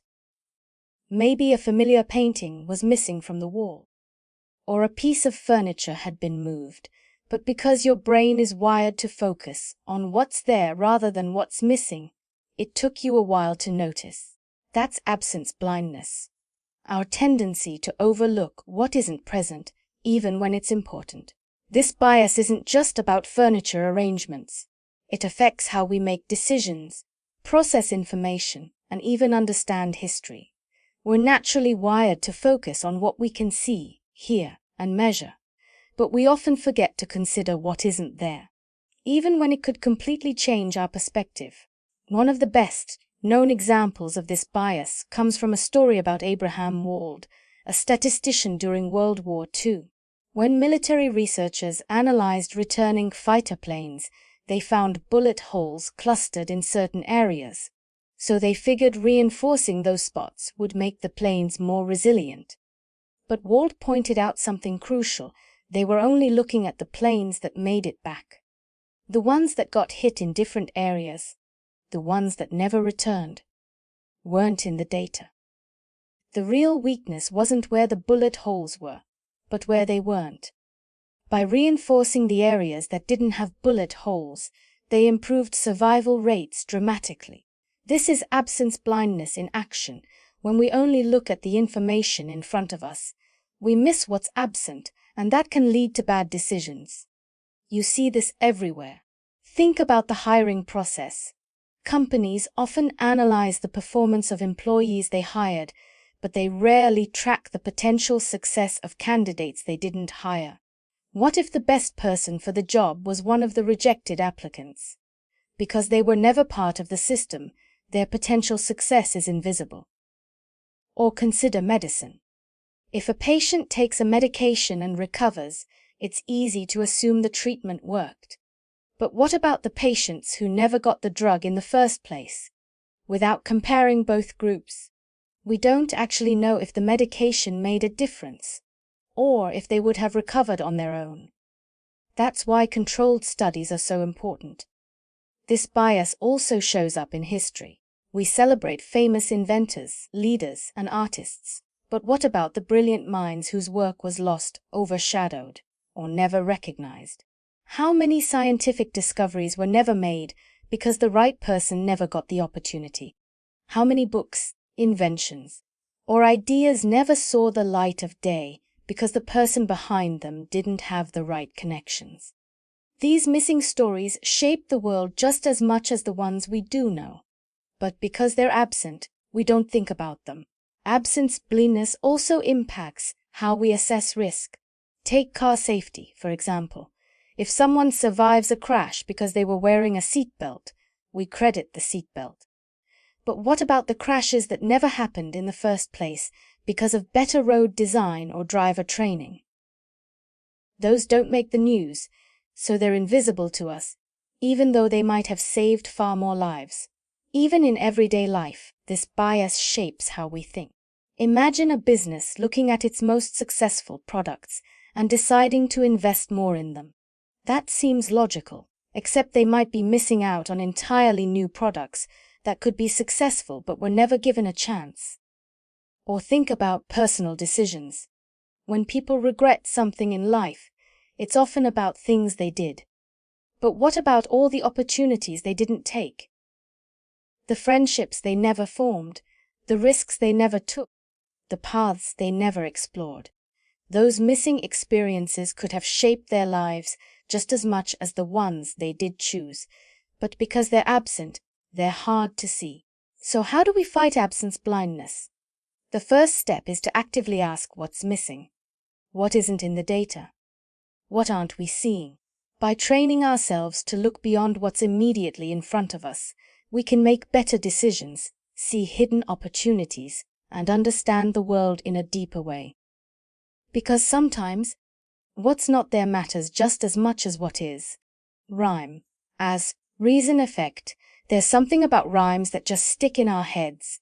They sound smoother, feel more natural, and for some reason, they just seem truer. But here's the weird part. Our brains actually believe rhyming statements more than non-rhyming ones, even when they mean the exact same thing. This is called the rhyme, as reason effect. And it's one of the sneakiest cognitive biases out there. At its core, the rhyme as reason effect is our tendency to judge statements that rhyme as more accurate, believable, and persuasive than those that don't. The effect is so strong that it can influence everything from advertising to legal cases to the way we remember history. One of the most famous examples of this bias comes from the O.J. Simpson trial. In his closing argument, defense attorney Johnny Cochran used the now legendary phrase, "If it doesn't fit, you must acquit." He was referring to the infamous glove that didn't seem to fit O.J.'s hand. But here's the thing. Cochran could have just said, "The glove doesn't fit, so you should find him not guilty." The meaning is the same. But would it have had the same impact? Probably not. The rhyme made it sound more authoritative, more final, and in a case where emotions were already running high, that simple rhyme may have helped sway the jury. This effect has been studied in psychology, too. A 1999 study by psychologists Matthew McGlone and Jessica Tafibach tested whether people found rhyming statements more believable than non-rhyming ones. They gave participants two versions of the same proverb, one that rhymed and one that didn't. For example, rhyming version, "What sobriety conceals, alcohol reveals." Non-rhyming version, "What sobriety conceals, alcohol unmasks." Even though both phrases mean the same thing, people consistently rated the rhyming version as more truthful. The researchers found that rhyme creates a sense of fluency. When something is easier to process, our brains mistake that ease for accuracy. If it sounds smooth, it feels right. This is why advertisers love using catchy slogans. Think about some of the most famous ones. "A diamond is forever. The quicker picker upper. Melts in your mouth, not in your hands." The rhythm and rhyme make these phrases more memorable and persuasive. If Bounty paper towels were just advertised as "picks up, spills faster than other brands," it wouldn't stick in your mind the same way. But the quicker picker upper. Politicians also use this trick. Take Barack Obama's 2008 campaign slogan, "Yes, we can." Simple, rhythmic, and powerful. Or think about "Build the wall," a short, memorable phrase used by Donald Trump. While not a perfect rhyme, it follows a pattern that makes it feel catchy and persuasive. Politicians understand that messages with rhythm and rhyme have a better chance of getting repeated, spreading, and, most importantly, being believed. But the rhyme, as reason effect, isn't just used for persuasion. It can also distort how we remember history. Many famous quotes that rhyme are often not what the person actually said. For example, Marie Antoinette is widely remembered for saying, "Let them eat cake," but historians have found no evidence she ever said that. The phrase likely stuck around because it rhymes and is easy to remember, not because it was true. The same thing happens in folk wisdom. Consider these sayings. An apple a day keeps the doctor away. He who smelt it, dealt it. No pain, no gain. None of these statements are universally true, but they feel that way because the rhyme makes them easier to accept. If someone said, consuming a moderate amount of fruit contributes to better long-term health outcomes, it wouldn't have the same punch as an apple a day keeps the doctor away. The second version is catchier, so it spreads, and eventually people start believing it without question. Even crime and punishment have been influenced by this effect. In 1736, British lawyer Sir William Blackstone coined the phrase, "Better that 10 guilty persons escape than one innocent suffer." While this phrase is still debated in legal philosophy today, it's survived for centuries partly because it sounds poetic. The more something rhymes or flows, the more it feels like a universal truth. But here's where the rhyme, as reason effect, becomes a problem. Just because something sounds true doesn't mean it is true. Rhymes can oversimplify complex issues, making us accept ideas without thinking critically. For example, guns don't kill people, people kill people. Sounds catchy, but is it a complete argument? Not really. No means no. It's an important phrase for consent education, but real-world situations around consent are often more complex than just a simple two-word phrase. Money can't buy happiness. While it's true that money alone doesn't guarantee happiness, studies have shown that financial stability does contribute to well-being. These phrases may feel like deep wisdom because they rhyme, but they don't necessarily tell the whole story. So how do we avoid being fooled by the rhyme as reason effect? The key is to step back and ask, would I still believe this if it didn't rhyme? If someone reworded it in plain language, would it still sound as persuasive? Instead of just accepting catchy phrases at face value, try rephrasing them in your own words. If a politician, advertiser, or influencer uses a rhyming statement to convince you of something, break it down. What are they really saying? Does the logic hold up, or is the rhyme just making it feel right? At the end of the day, our brains love rhythm and rhyme. It's why we remember song lyrics, why catchy phrases spread, and why slogans shape public opinion. But just because something sounds true doesn't mean it is true. So next time you hear a rhyming statement that feels a little too perfect, take a second to think about it. Because while if it doesn't fit, you must acquit may have worked in a courtroom, real life isn't always that simple. Empathy gap. We like to think of ourselves as rational beings, making clear-headed decisions based on facts and logic. But the truth is, emotions have a far bigger influence on our choices than we realize. And strangely enough, when we're in a calm, logical state of mind, we tend to underestimate just how much our emotions can sway us when the moment actually arrives. This is called the empathy gap, our inability to predict how different emotional states will affect our decisions. Essentially, the empathy gap happens when we assume we'll think and act the same way in all situations, no matter how we're feeling. We forget that our choices can shift dramatically based on whether we're angry, hungry, stressed, in love, exhausted, or excited.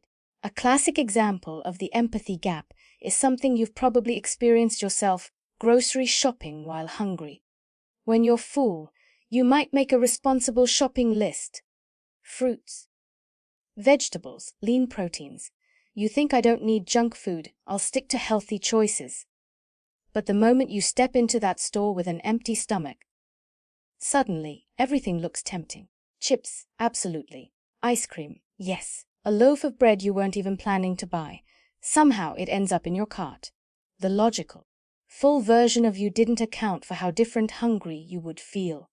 That's the empathy gap in action. You didn't accurately predict how your emotional state, in this case, hungered, would change your decision-making. And this bias isn't just about food. It affects everything. Think about how people plan their mornings. The night before, you tell yourself, I'll wake up early and go to the gym. But when your alarm actually goes off at 6 a.m., the version of you in bed doesn't care at all about what last night you wanted. The cold air, the comfort of your blankets, and your half-asleep state all make it way harder to follow through. In your well-rested state, you underestimated how much your sleepy self would resist getting up. This disconnect happens in all sorts of scenarios. When we're calm, we underestimate how reckless we might be when we're angry. When we're sober, we underestimate how our judgment might change when we're drunk. When we're happy, we can't fully imagine how sadness might cloud our thinking, and when we're sad, we have trouble remembering what happiness feels like.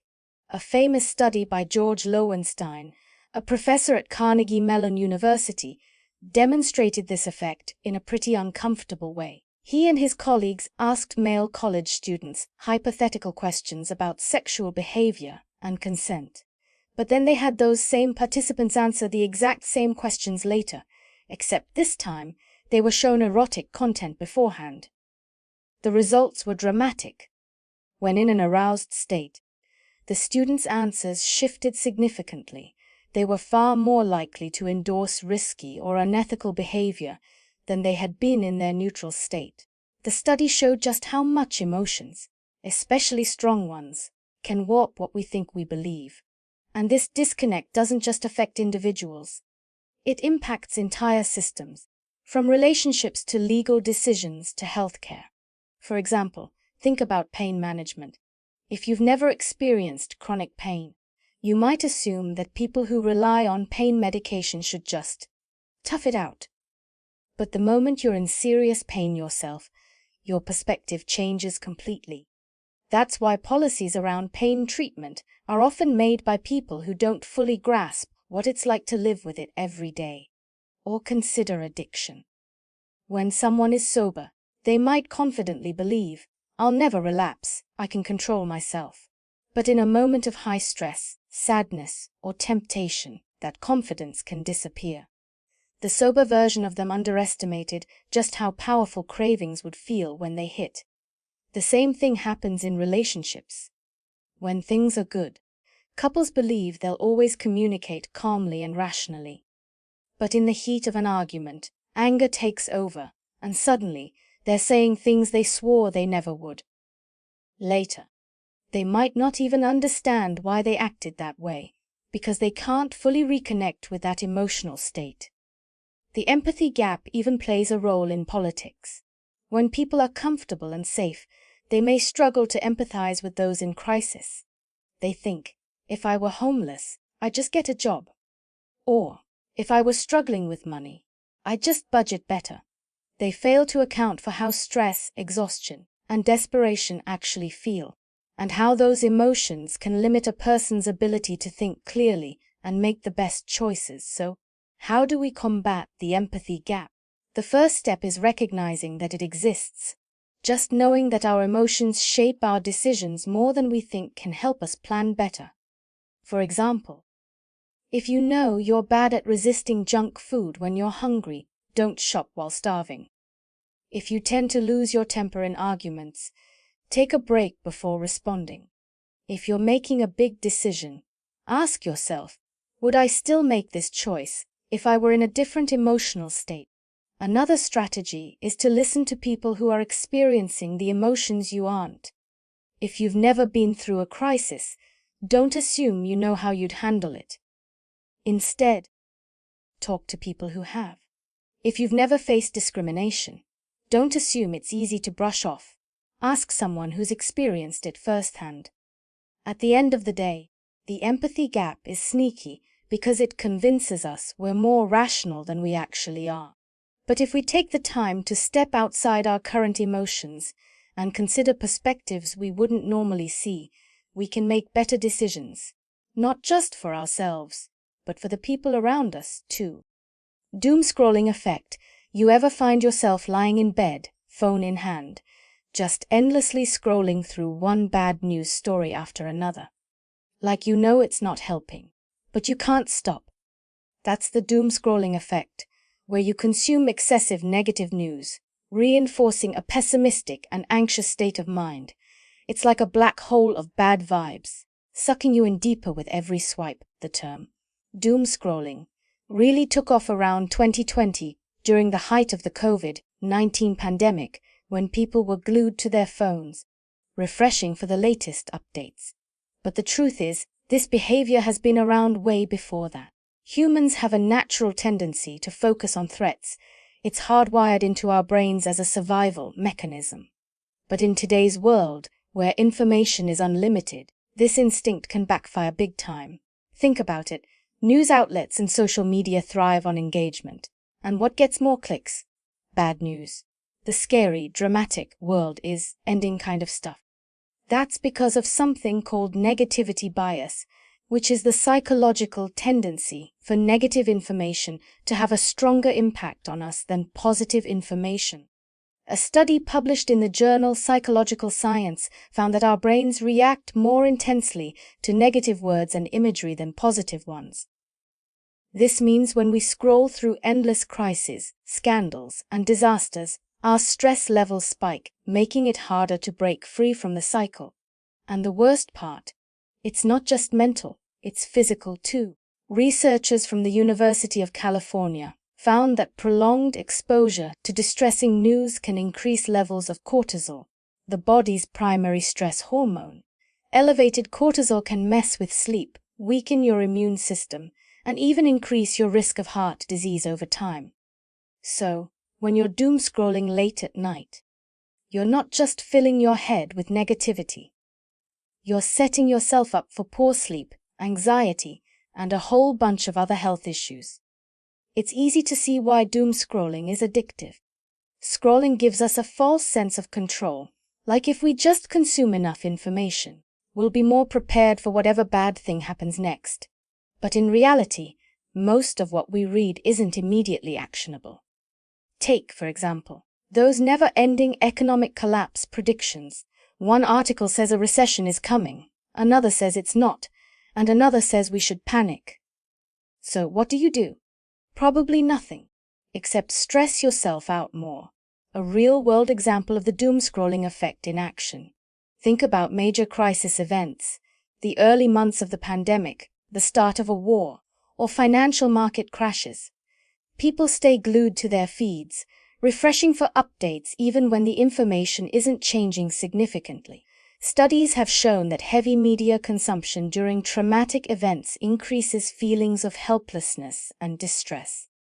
A study from the Journal of Behavioral Medicine found that people who consumed excessive media coverage of mass violence were more likely to experience acute stress symptoms, even if they weren't personally affected by the event.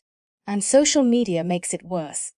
Platforms like Twitter, Reddit, and TikTok use algorithms designed to keep you engaged, so once you start interacting with negative content, you're going to see more of it. Ever notice how, after clicking on one negative news story, your entire feed starts filling up with similar stories? That's the algorithm at work, reinforcing your pessimistic outlook. And because negativity spreads faster than positivity, misinformation and fear-mongering content tend to dominate these platforms. Let's talk about sleep for a second. Because if you're doom scrolling at night, it's not just affecting your mood, it's wrecking your sleep quality. The blue light from your screen already messes with melatonin production, making it harder to fall asleep. But combine that with an overload of anxiety-inducing content, and your brain goes into overdrive. Instead of winding down, your mind is racing with worst-case scenarios. According to research from the Sleep Foundation, engaging with distressing content before bed increases sleep latency. That's the fancy way of saying it takes you longer to actually fall asleep. And when you do sleep, it's often restless and fragmented. What's crazy is that even knowing all this, people still struggle to stop. Doom scrolling is a form of compulsive behavior. It's like gambling, where you keep pulling the lever hoping for something different. But instead of money, the reward is more information. And just like with gambling, the more you engage, the harder it is to walk away. So why do people keep doom scrolling even when they know it's bad for them? One reason is FOMO, fear of missing out. There's always this feeling that the next refresh might bring some crucial update that everyone else knows but you don't. Psychologists call this variable ratio reinforcement, which is the same principle that makes slot machines addictive. Sometimes you get a major breaking news story, sometimes you get nothing, but that unpredictability keeps you coming back for more. Another reason is the illusion of productivity. When bad things are happening, doom scrolling makes us feel like we're staying informed and doing something about it, even if we're not. But being informed doesn't always mean being in control. In reality, most of what we consume has no direct impact on our daily lives, but it does have a direct impact on our mental health. A great example of this was seen in 2016, when researchers studied people's news consumption habits after terrorist attacks. They found that those who repeatedly consumed graphic media coverage had significantly higher stress and anxiety levels than those who limited their exposure.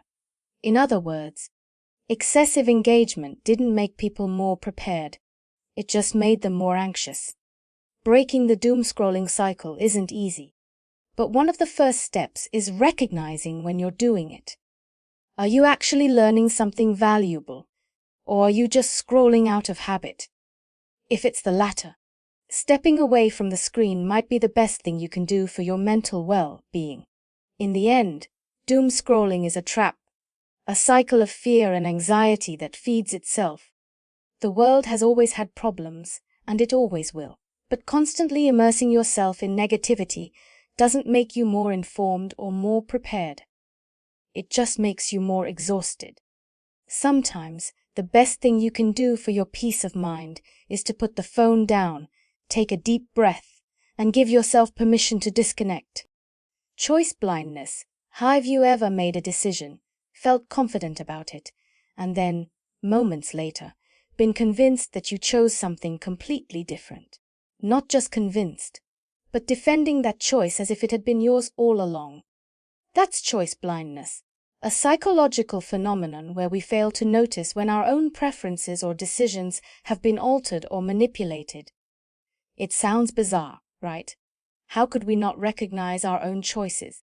But research shows that our sense of certainty in decision making is far more fragile than we think. This concept was first explored in a famous experiment by psychologists Peter Johansson, Lars Hall, and colleagues in 2005. They set up a study where participants were shown two pictures of faces and asked to choose which one they found more attractive. Here's where things got interesting. Using slate, hand techniques, the researchers secretly switched the chosen photo with the rejected one before showing it back to the participant. The astonishing part, most people didn't even notice the switch. In fact, they proceeded to explain why they preferred the face they had actually rejected just seconds earlier. In other words, their brains seamlessly rationalized a decision they never actually made. This experiment revealed something unsettling about human decision making. Our memories of our choices are often reconstructed on the fly, rather than stored like a fixed record. And because our brains are wired to make sense of our own behavior, we create justifications for decisions, even when those decisions weren't really ours to begin with. Choice blindness doesn't just apply to simple visual decisions like picking an attractive face. It happens in much bigger, more meaningful contexts. Take political beliefs, for instance. In a follow-up study, researchers asked participants to indicate their stance on various political and moral issues. Then, using a clever manipulation of the questionnaire, they secretly reversed some of the answers, so that participants were suddenly endorsing views they had just opposed. The result? A significant number of people didn't notice the switch and even went on to argue in favor of their new opinion. Think about what that means. If people can be so easily swayed into defending an opinion they never actually had, how often are our views shifting without us even realizing it? It suggests that our sense of self, our identity, beliefs, and choices might be far more flexible than we like to believe. This has major implications in everyday life. Marketers, politicians, and social influencers all exploit choice blindness to shape public opinion. Have you ever noticed how advertising campaigns often use slogans like, "Americans prefer this brand," or "9 out of 10 people recommend this product"? Even if you never actually chose it, the suggestion alone can make you feel like you did, or should. Another common example is in retail stores. Supermarkets often rearrange product placements, subtly shifting popular items to different locations.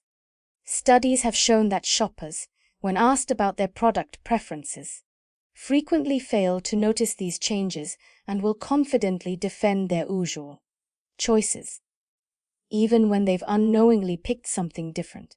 Social media is another breeding ground for choice blindness. Ever scrolled through your feed, seen a headline that aligns with your views, and hit like without actually reading the article? Later, you might find yourself defending that viewpoint as if it was your own deep-seated belief. This happens because our brains are constantly looking for patterns and coherence. We want to feel like our choices are intentional and consistent, even when they're not. And here's where things get a little unsettling. Choice blindness doesn't just affect us in the moment, it shapes our future decisions. Once we rationalize a manipulated choice, we start internalizing it as part of our belief system. A classic example of this is found in political campaigns and propaganda techniques, where repeated exposure to certain messages can shift public perception without people ever realizing they've changed their minds. So, how can we protect ourselves from choice blindness? The key is awareness. If we know that our decisions and preferences aren't as fixed as they seem, we can be more critical of how they're formed. Asking yourself why you believe something, rather than just assuming you always have, can be a powerful way to guard against manipulation. Next time you make a choice, whether it's about a political issue, a product, or even a personal preference, take a moment to question it. Is this really your decision? Or could it be that somewhere along the way, without even noticing, your preference was switched right under your nose? Fear of missing out. Fear of missing out. FOMO. It's that nagging feeling, the one that tells you that something better is happening somewhere else, and you're not part of it. Maybe it's a party you weren't invited to. Maybe it's a vacation your friends are taking. Maybe it's an investment opportunity that you should have jumped on. That thought, the idea that you're somehow missing out on an experience, a moment, or an opportunity, can drive impulsive decisions, irrational behavior, and even anxiety. Psychologists describe FOMO as a type of cognitive distortion because it skews our perception of reality. Instead of making decisions based on logic or personal values, we start making them based on fear. Fear that if we don't act right now, we'll regret it forever. And the worst part, the modern world, with its constant updates, social media feeds, and endless notifications, has turned FOMO into a psychological epidemic. So where does this come from? Well, at its core, FOMO is tied to a deeply ingrained survival instinct. Thousands of years ago, being excluded from a group could literally mean death. If your tribe left without you, you were in serious danger. No food, no protection, no chance of survival. Our brains still carry that wiring. We instinctively feel anxiety when we sense exclusion because, on a subconscious level, our mind interprets it as a threat. Of course, today, missing a concert or not being in on the latest trend isn't actually a life or death situation. But our brains don't know that, and that's where things go off the rails. Take social media. Before the internet, people only knew about events they were personally invited to or heard about after the fact. But now you see everything. Every trip, every party, every night out. And it's not just that you see these events, it's that you see the best versions of them. People post highlight reels, not reality. The perfectly filtered vacation photos, the flawless party moments, the success stories without the struggle. And your brain, wired for survival, starts panicking. Why am I not there? Why am I not doing that? Am I falling behind? And that's when FOMO kicks in. Instead of making a rational decision, like staying home because you need rest, or skipping an event because you have other priorities. You suddenly feel a need to go, a pressure to be part of it. And this happens everywhere. Take impulsive spending. How many times have you bought something just because everyone else seemed to have it? A new phone, a trendy outfit, an expensive concert ticket, whether you needed it or not. The fear of being left out made you feel like you had to. In fact, a study published in the Journal of Business Research found that people experiencing FOMO were significantly more likely to make impulsive purchases, even when they knew those purchases weren't necessary. Or consider investments. Ever heard of the term buying the hype? It happens all the time in the stock market and cryptocurrency. People see others making money, and suddenly they feel an overwhelming urge to jump in. Without researching, without planning, just based on the fear that if they don't act right now, they'll miss their chance forever. This is exactly what happened during the 2021 cryptocurrency boom. People invested in coins they didn't understand simply because they saw others profiting. And when the bubble burst, many lost everything. But FOMO isn't just about money or events, it's also emotional. Think about relationships. Ever stayed in a bad relationship because you were afraid of being single? Or jumped into dating someone you weren't even sure about just because everyone else was in a relationship? That's FOMO too. The fear that if you don't act now, you'll be alone forever, even though, logically, you know that's not true. And here's where it gets even trickier. FOMO can create a vicious cycle. You give in to it, you make impulsive decisions, you spend money, you overcommit your time, and then you feel exhausted, burned out. You realize that the things you rushed into weren't actually making you happier. And what happens next? Regret, anxiety, and ironically, even more FOMO, because while you were busy chasing one experience, you were missing out on something else. Psychologists have found that FOMO is directly linked to lower life satisfaction and higher stress levels. A study from the University of Essex found that people who constantly check their phones for updates, driven by FOMO, actually feel less connected, not more. Why? Because they're so focused on what they're missing that they don't fully experience what's in front of them. So, how do you stop FOMO from controlling your decisions? The first step is recognizing that just because you see something happening doesn't mean you were meant to be there. Not every event, opportunity, or trend is for you, and that's okay. Secondly, remind yourself that social media isn't real life. Those perfect pictures, those curated stories, they don't show the full picture. Another trick: shift from FOMO to JOMO, the joy of missing out. Instead of seeing what you're not doing, focus on what you are doing. Maybe you skipped a party, but you got a full night's sleep. Maybe you didn't buy that expensive gadget, but you saved money for something that truly matters to you. Recognizing the value in your own choices makes it easier to let go of that fear. At the end of the day, FOMO is just an illusion, a trick your brain plays on you. It convinces you that if you don't say yes to everything, you're somehow losing. But in reality, saying no to things that don't align with your values, your goals, or your well-being is what actually gives you control. Because real fulfillment doesn't come from chasing every opportunity. It comes from being fully present in the ones that truly matter. Less is better effect. You can imagine you're at an ice cream shop. You can either get a large cup of ice cream with 3 scoops or a smaller cup with 2 scoops. Now, logically, more ice cream should always be better, right? But let's say the larger cup is actually too big for the scoops. It looks half empty. Meanwhile, the smaller cup is filled to the brim, making it look more satisfying.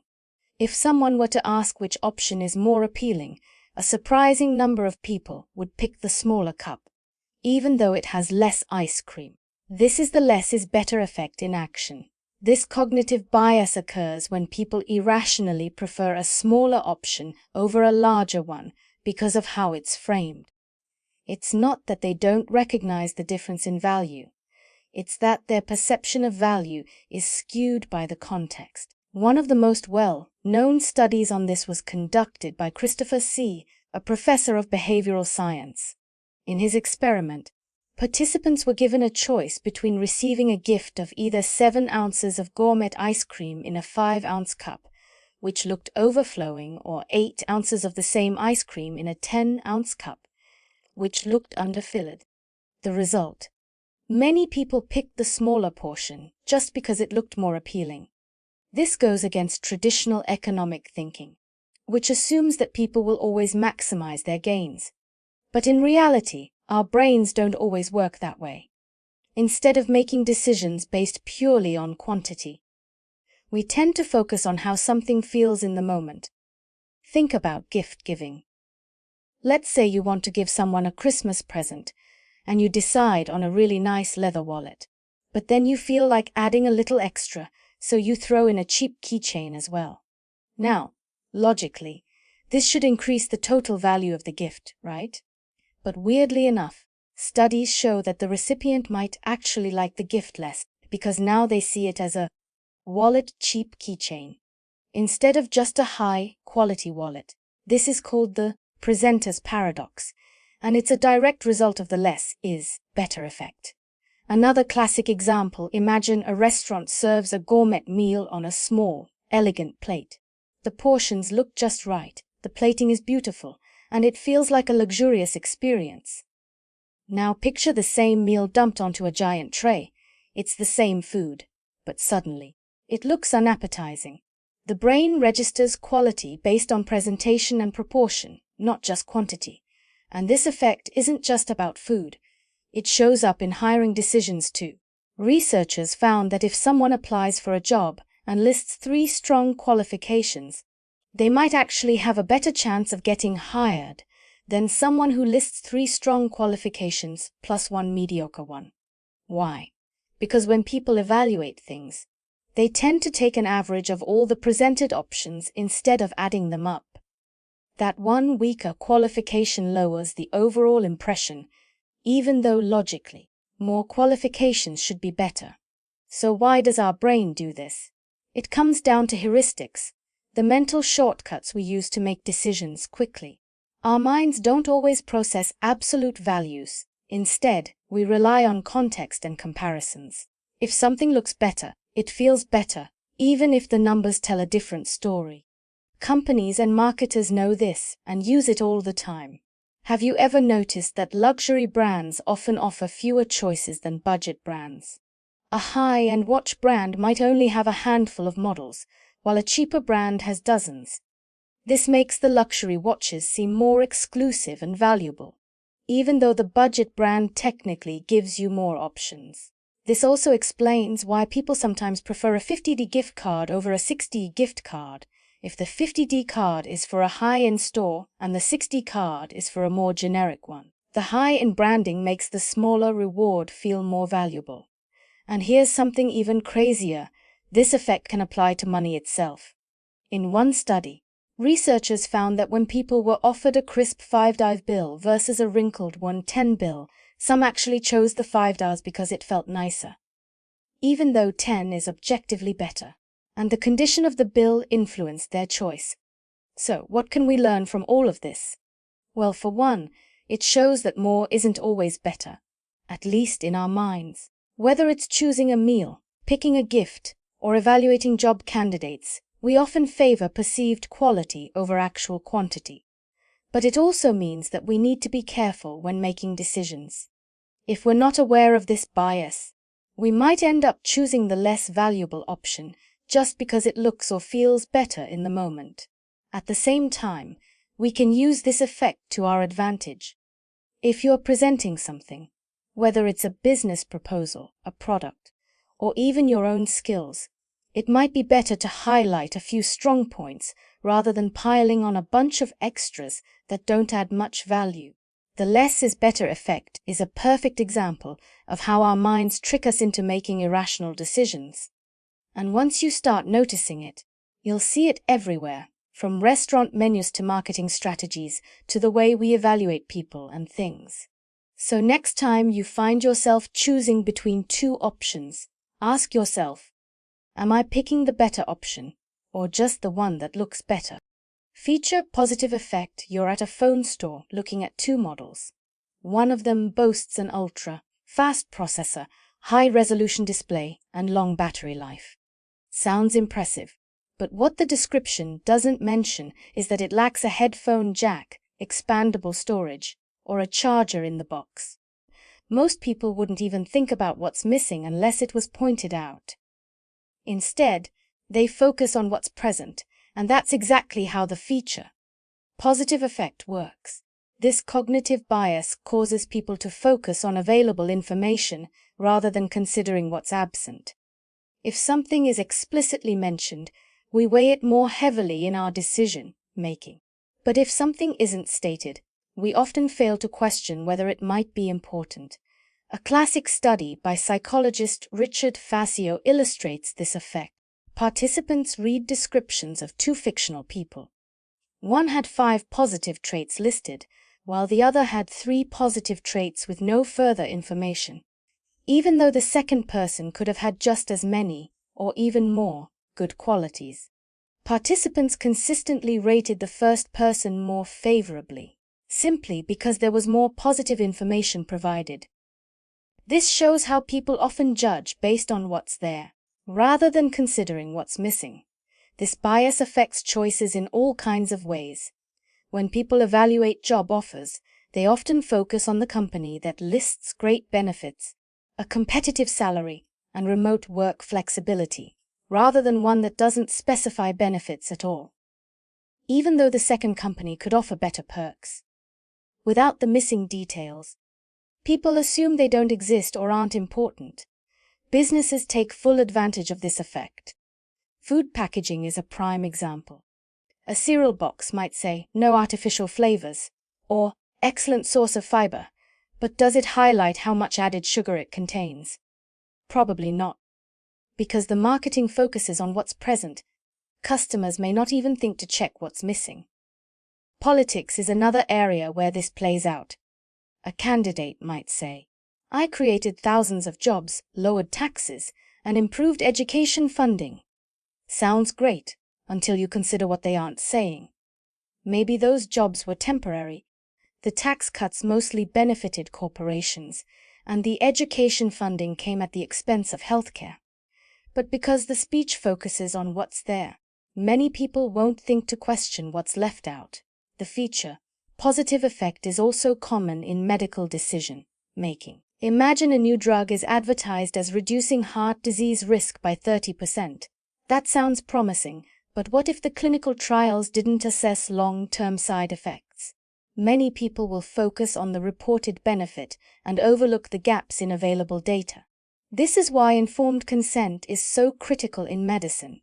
Patients need to be aware of what isn't known just as much as what is. This bias also influences how we judge people. Suppose you meet 2 coworkers on your first day at a new job. One greets you warmly, asks about your background, and offers to show you around. The other simply nods and gets back to work. Based on what's present, you might assume the first coworker is much friendlier.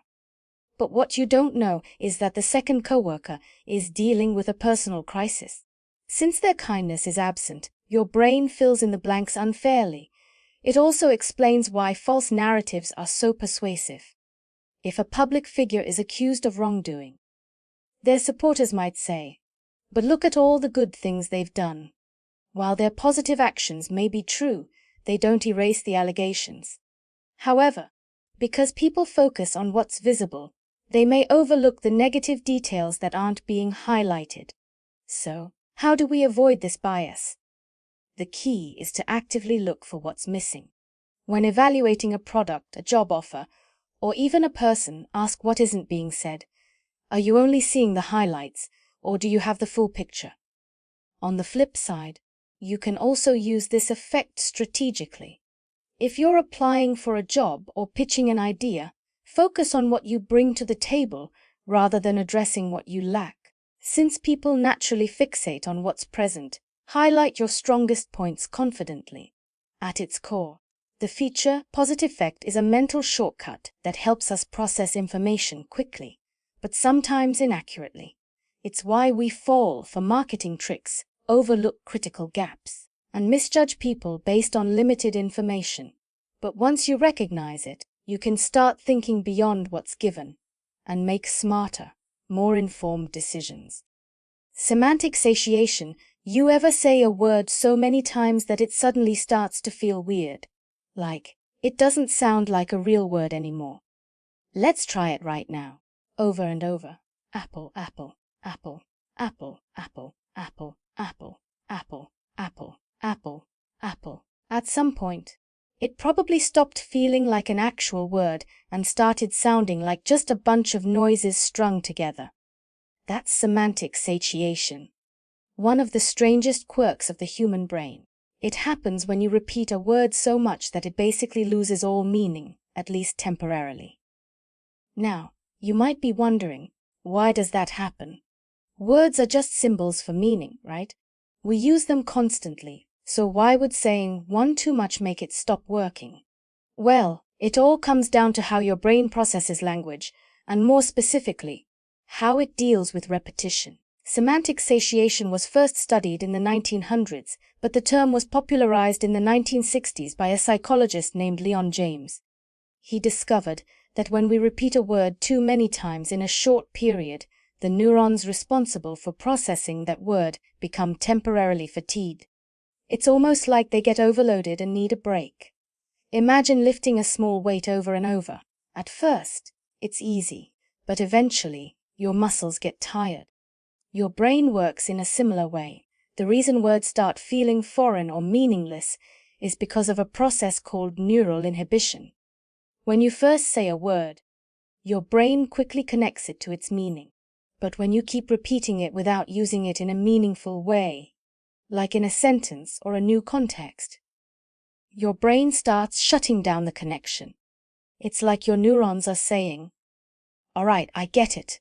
Enough already." And here's where it gets even weirder. This effect isn't just something you feel. It's actually measurable. In a 1967 study by Lambert and Jakobowitz, researchers found that people who repeated a word about 30 times in rapid succession had a harder time recognizing its meaning immediately afterward. Their brains weren't processing it normally anymore. There's even been research using fMRI scans which show that when someone experiences semantic satiation, there's reduced activity in the left hemisphere of the brain, particularly in areas responsible for language processing. In other words, your brain literally stops recognizing the word as something meaningful. But this doesn't just happen with words. It can happen with faces, symbols, or even emotions. If you stare at your own reflection for too long, you might start to feel like you're looking at a stranger. If you write the same number or letter over and over, it can begin to look like a random shape instead of a recognizable character. It's the same process, neurons getting temporarily overloaded and shutting down the signal. So why does the brain do this? Shouldn't it want to keep words and meanings fresh at all times? Well, one theory is that semantic satiation is actually a side effect of efficiency. Your brain is always trying to filter out redundant information. If it thinks it's encountering the same piece of data over and over, it deprioritizes it, almost like an anti-spam filter. Think about it. When you see a stop sign, you don't consciously read the word "stop" every single time. You just recognize the shape, color, and meaning instantly. Your brain is optimized for quick processing, so when you force it to overanalyze the same word repeatedly, it reacts by shutting down that connection temporarily. Another fascinating aspect of semantic satiation is that it might have an effect on memory and learning. Some studies suggest that if you repeat a word too much while trying to learn it, you might actually remember it less effectively. This is because deep encoding, where you connect information to a broader context, helps with memory retention. But repetition without context can have the opposite effect. There's even a psychological technique based on this effect, called saturation therapy. It's sometimes used to help people reduce anxiety around certain words or thoughts. For example, if someone has an intense fear of germs, a therapist might have them repeat the word germs over and over until it starts to feel meaningless. The idea is that by dulling the emotional reaction to the word, the brain might stop associating it with fear. And let's not forget how this plays into language learning. If you've ever studied a foreign language, you might have experienced something similar. Sometimes, when you focus too hard on a single word, breaking it down syllable by syllable, it suddenly seems unrecognizable. That's semantic satiation in action again. It's why language learning experts often recommend learning words in meaningful sentences rather than just repeating vocabulary in isolation. But perhaps one of the most bizarre real-world applications of this phenomenon is in advertising and branding. Companies are well aware of semantic satiation, and they sometimes use it to their advantage.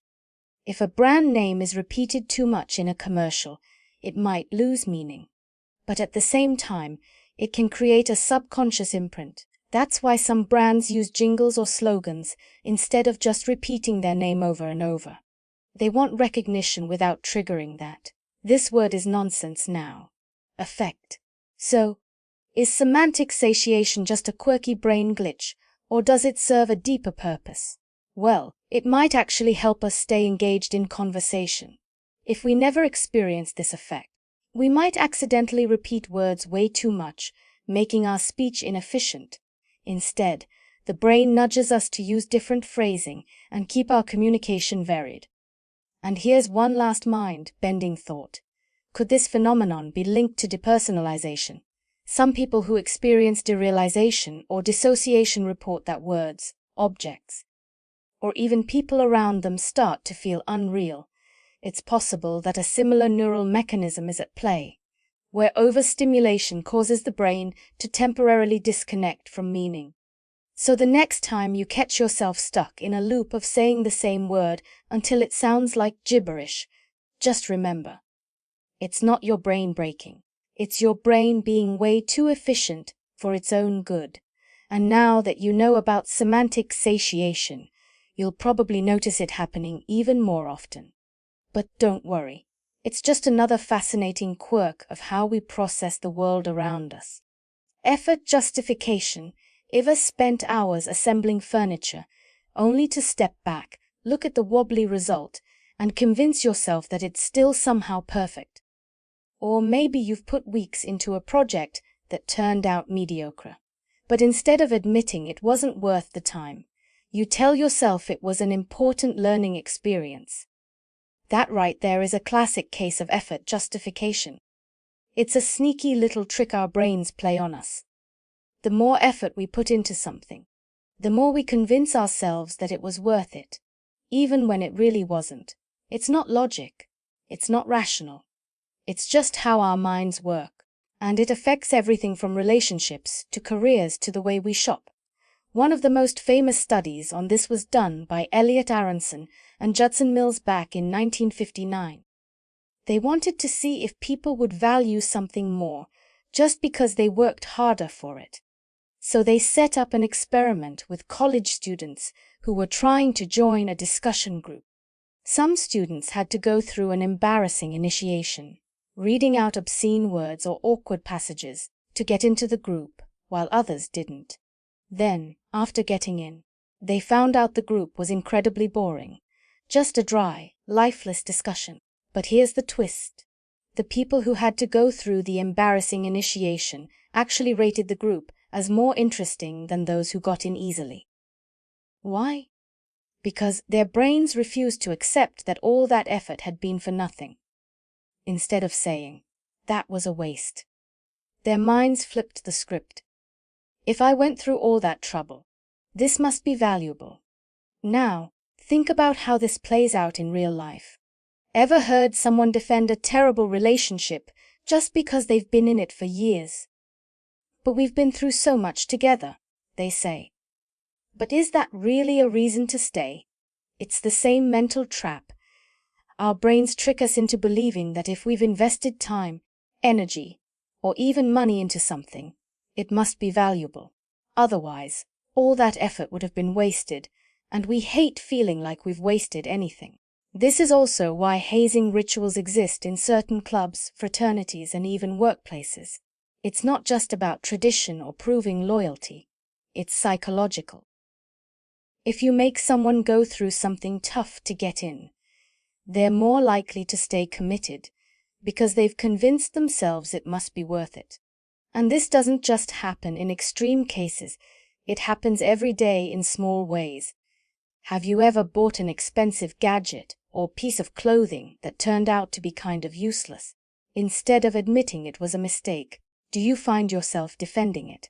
Maybe you say things like, "Well, I might need it someday," or "It's actually kind of stylish in the right lighting." That's effort justification in action. If you put in the effort to research, purchase, and commit to something, your brain wants to believe it was the right call. Marketers know this. That's why expensive brands make you jump through hoops before you can buy something. Think about luxury fashion brands that don't just sell you a bag. You have to earn it. There are wait lists, exclusive stores, even interviews to get certain products. It sounds ridiculous, but it works because when people finally get that item, they're invested. They convince themselves it's worth it, no matter how impractical or overpriced it is. And then there's the IKEA effect. This is a fun one. Researchers Michael Norton, Daniel Mocon, and Dan Ariely ran a study showing that people actually love things they build themselves, even if the final product is terrible. They called it the IKEA effect because, well, if you've ever struggled to put together a piece of IKEA furniture and then felt weirdly proud of it, even though it's slightly crooked and you somehow have extra screws left over, you know exactly what they mean. The simple act of putting in effort makes us value something more. Now, here's where it gets a little darker. Effort justification doesn't just make us overvalue things, it makes it harder to walk away from bad decisions.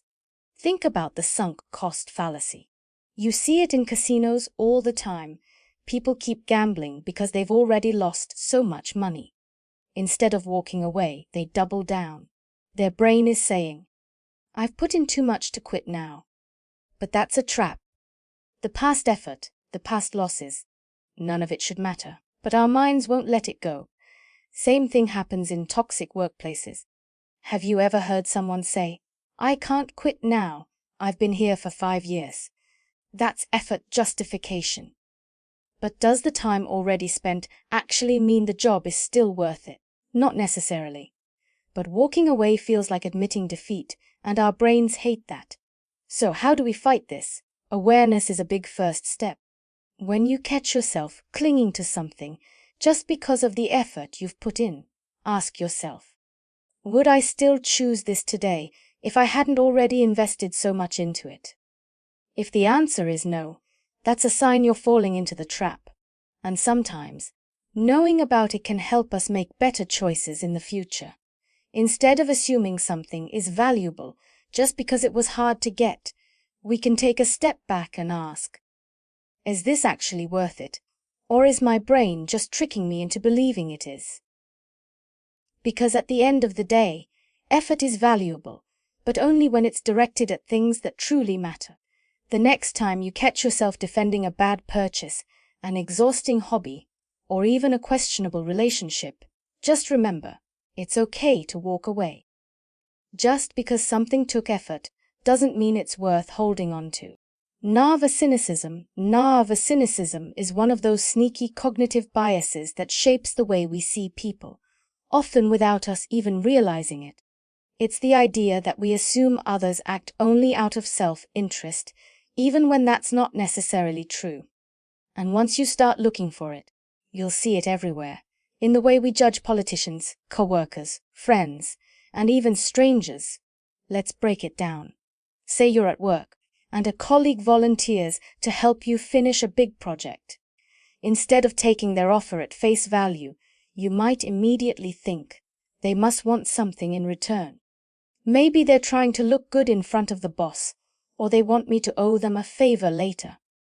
That's naïve cynicism in action. Instead of considering that they might just be a helpful person or even just enjoy working with you, your brain jumps straight to the assumption that they have some hidden agenda. Now, the tricky part about Naïve Cynicism is that, on the surface, it feels logical. We've all been warned about people who take advantage of others. We've all seen manipulation happen in politics, business, and even personal relationships. So in a way, assuming the worst about people might seem like a way to protect ourselves. But here's the catch. Naïve Cynicism actually makes us worse at understanding people. There's a fascinating study that highlights this. In 1995, researchers Justin Kruger and Thomas Glovich conducted an experiment where they asked people to interpret ambiguous written messages. Some messages were sarcastic, some were sincere, and some were neutral. The results: people who were more cynical consistently assumed that even neutral or sincere messages had hidden, self-serving motives. In other words, when people expect deception, they find it, even when it's not there. This bias doesn't just affect how we read emails. It shapes our entire perception of the world. Think about politics. No matter what a politician does, there will always be people who assume they're only acting in their own interest. If a lawmaker pushes for healthcare reform, some people will say, "Oh, they're just doing it to get re-elected. If they donate to charity, it's just a PR stunt."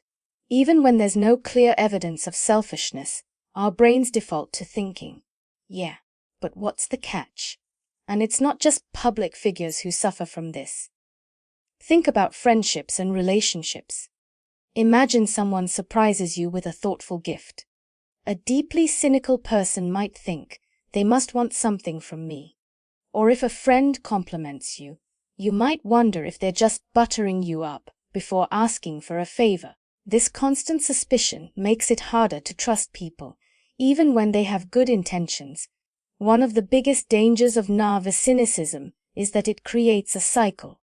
If you assume everyone is acting out of self-interest, you're less likely to be generous or open with others. And if you're closed off, people might respond in kind, reinforcing your belief that the world is selfish. It's a self-fulfilling prophecy. You expect people to act in a selfish way, so you treat them with suspicion, and in turn, they become less warm toward you. And when that happens, it feels like proof that you were right all along. There's an experiment from the field of behavioral economics that shows how this works in real time. The classic trust game involves two players.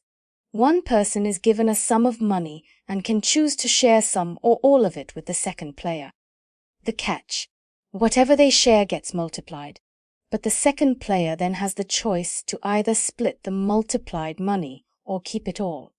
Now, if the first player assumes that people are selfish, they'll keep all the money for themselves, missing out on a potential gain. But if they trust the other player, they could end up with more than they started with. The results: people who are more cynical tend to give less, and in turn, they receive less, because when you assume the worst, people often rise to meet those low expectations. So, what makes us so prone to Naïve Cynicism? Part of it is just human nature. We're wired to be cautious, to look out for threats, and to avoid being taken advantage of. But a lot of it also comes from our experiences. If you've been betrayed, lied to, or manipulated in the past, it makes sense that you develop a habit of skepticism. And let's be honest, social media doesn't help. We're constantly bombarded with stories of corruption, scandals, and bad behavior, which makes it easy to think that selfishness is the norm. But here's where things get interesting. While Naïve Cynicism makes us worse at understanding others, research shows that most people are actually more cooperative and kind than we assume. A study published in Nature found that, across cultures, humans tend to be more generous and fair than economic models predict. Even in anonymous situations where they could act selfishly with no consequences, most people still choose to cooperate. So what does that mean? It means that, while selfishness exists, it's not the only driving force behind human behavior. And if we let Naïve Cynicism control our thinking, We risk cutting ourselves off from genuine connections. That doesn't mean we should be blindly trusting. Obviously, there are people who do act out of self-interest, and being aware of manipulation is important. But there's a difference between being wisely cautious and assuming the worst about everyone all the time. The trick is to recognize when our assumptions are based on evidence and when they're just a knee-jerk reaction from our own biases. A useful mental exercise is to ask yourself, if someone else did this same action, but I like them more, would I interpret it differently? If the answer is yes, there's a good chance Naïve Cynicism is at play. Another strategy is to flip the perspective. If you did something kind for someone, would you want them to assume you had an ulterior motive? Probably not. So why assume that about others? At the end of the day, Naïve Cynicism tricks us into seeing the world as worse than it actually is.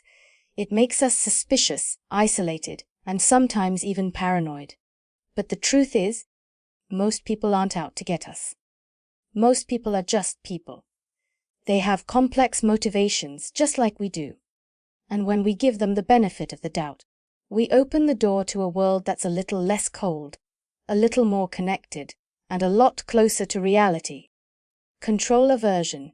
Control aversion is one of those cognitive errors that feels almost instinctive. It's that knee-jerk resistance to being told what to do, not because the suggestion is bad, but simply because it came from someone else. It's the little voice in your head that says, I was going to do this, but now that you told me to, I don't want to anymore. This bias affects everyday decisions in ways we don't even realize. You might think you're just asserting independence, but in reality, your brain is rejecting the mere fact that the idea came from an external source. Imagine you were planning to clean your room.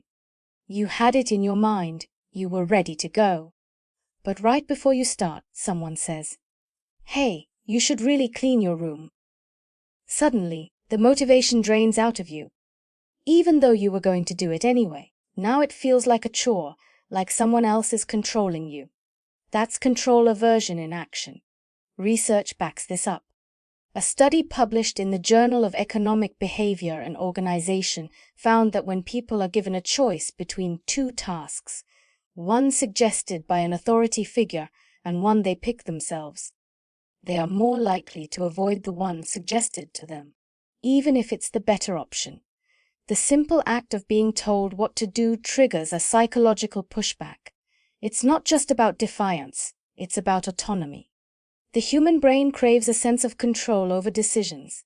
The moment we feel like control is being taken away, even in minor ways, we resist. This can be traced to something called reactance theory, a concept developed by psychologist Jack Bream in the 1960s. Reactance happens when people perceive a threat to their freedom of choice. When someone tells you to do something, your brain sees it as an attack on your autonomy, even if the suggestion is harmless. A classic example of this is in parenting. Ever notice how kids will refuse to do something just because their parents told them to? A child might love carrots, but if a parent insists, eat your carrots, they suddenly don't want them anymore. The food hasn't changed, but the feeling of control has. Control aversion doesn't just apply to authority figures. It can happen in relationships, workplaces, or even casual conversations. A friend might suggest, you should check out this TV show. And suddenly you don't want to watch it, even though you were considering it before. Or maybe at work, your boss suggests an idea, and your first reaction is to dismiss it. Not because it's bad, but because it wasn't your idea. This bias can have real consequences. In medicine, for example, studies have shown that patients with control aversion may be less likely to follow doctors' orders, even when the advice is clearly in their best interest. A 2016 study in health psychology found that patients who scored high in reactance were more likely to ignore or even do the opposite of what their doctors recommended, just because they didn't like being told what to do. It's also a huge factor in politics. People are more likely to reject policies or ideas just because they come from a political party they don't support, even if the policy aligns with their own views. Research shows that when the same policy is framed as coming from an opposing political party, people react negatively to it, simply because they don't like the source. Even marketing has to work around control aversion. Ever notice how ads rarely tell you to buy something? Instead of saying, "You should try this product," they use phrases like, "People everywhere are switching to this brand," or "See for yourself why millions are loving this." By making it seem like a choice rather than a directive. Companies sidestep our natural resistance. Control aversion isn't always bad. In some cases, it protects us from manipulation. If someone tries to pressure you into a decision, your brain's resistance can help you think critically before accepting an idea. It can also be a sign of strong personal values. People who resist external control often do so because they want to stay true to their own beliefs. But in many cases, it works against us. It makes us reject good advice, resist positive change, and sometimes act against our own best interests just to maintain a sense of control. So what can we do about it? First, recognize when it's happening. The next time you feel resistance to an idea, ask yourself, do I actually disagree with this? Or do I just not like that someone else suggested it? Separating the idea from the source can help you make better decisions. Second, if you're trying to influence someone else, avoid triggering their control aversion. Instead of saying, "You need to do this," try giving them a sense of choice. Phrasing things as a question, "Have you considered trying this?" or offering options instead of directives can make people more open to suggestions. At the end of the day, control aversion is part of human nature. We all want to feel in charge of our own choices. But understanding how this bias works can help us avoid the trap of rejecting good ideas just because they didn't come from us. And who knows? Maybe now that you know about control aversion, you'll start to notice it everywhere, even in yourself. Google effect, the Google effect, or what some researchers call digital amnesia, is something most of us experience without even realizing it. It's the tendency to forget information that we know we can easily find online. Basically, if we know we can just Google something later, our brain doesn't bother storing it in the first place. Think about it. How many phone numbers do you actually remember? Probably not many. Decades ago, people memorized the numbers of their friends and family because they had to. But now, our phones do it for us, so our brains don't bother. That's digital amnesia in action. A study by Kaspersky Lab found that 91% of people consider the internet and their devices as an extension of their memory. And it makes sense. Why would we waste mental energy memorizing something when we can pull it up in seconds? The same study found that about 44% of people completely forget information they look up within a day. It's like our brains treat Google as external storage, not just a search engine. But here's where it gets interesting. This isn't just about forgetting random trivia or a friend's birthday. Digital amnesia can actually change the way we think. Instead of remembering facts, we get better at remembering where to find those facts. Researchers call this transactive memory. It's the idea that we rely on external sources, like the internet, books, or even other people, to store information for us. This isn't necessarily a bad thing. In some ways, it makes us more efficient. If you don't need to memorize every single fact, you can focus on bigger ideas, like problem solving and creativity. But there's a downside too. Studies suggest that when we don't engage in the process of actively recalling information, we weaken our memory over time. Take a study from Columbia University, led by Dr. Betsy Sparrow. She found that when people expect to have future access to information, they are much less likely to remember it. In her experiment, participants were given trivia facts. Some were told that the facts would be saved on a computer, while others were told they wouldn't be able to access them later. The results. The people who thought they could look up the information later had much worse recall than those who believed the facts would be erased. That means every time we quickly Google something, We might be training our brains to forget it faster. It's almost like our memory gets lazy because it doesn't see the need to work hard. And it's not just memory that takes a hit. The Google effect can also mess with our confidence. Have you ever noticed how looking something up online can make you feel smarter than you actually are? There's a psychological phenomenon behind that. A study published in the Journal of Experimental Psychology found that people who used Google to find answers overestimated their own knowledge. Even though the internet was doing the hard work, participants felt like they were more knowledgeable just because they had quick access to information.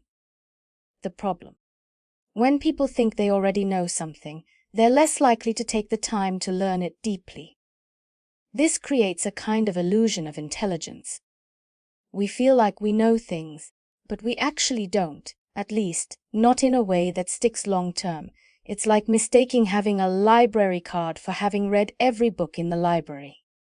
And in some situations, this overconfidence can be dangerous.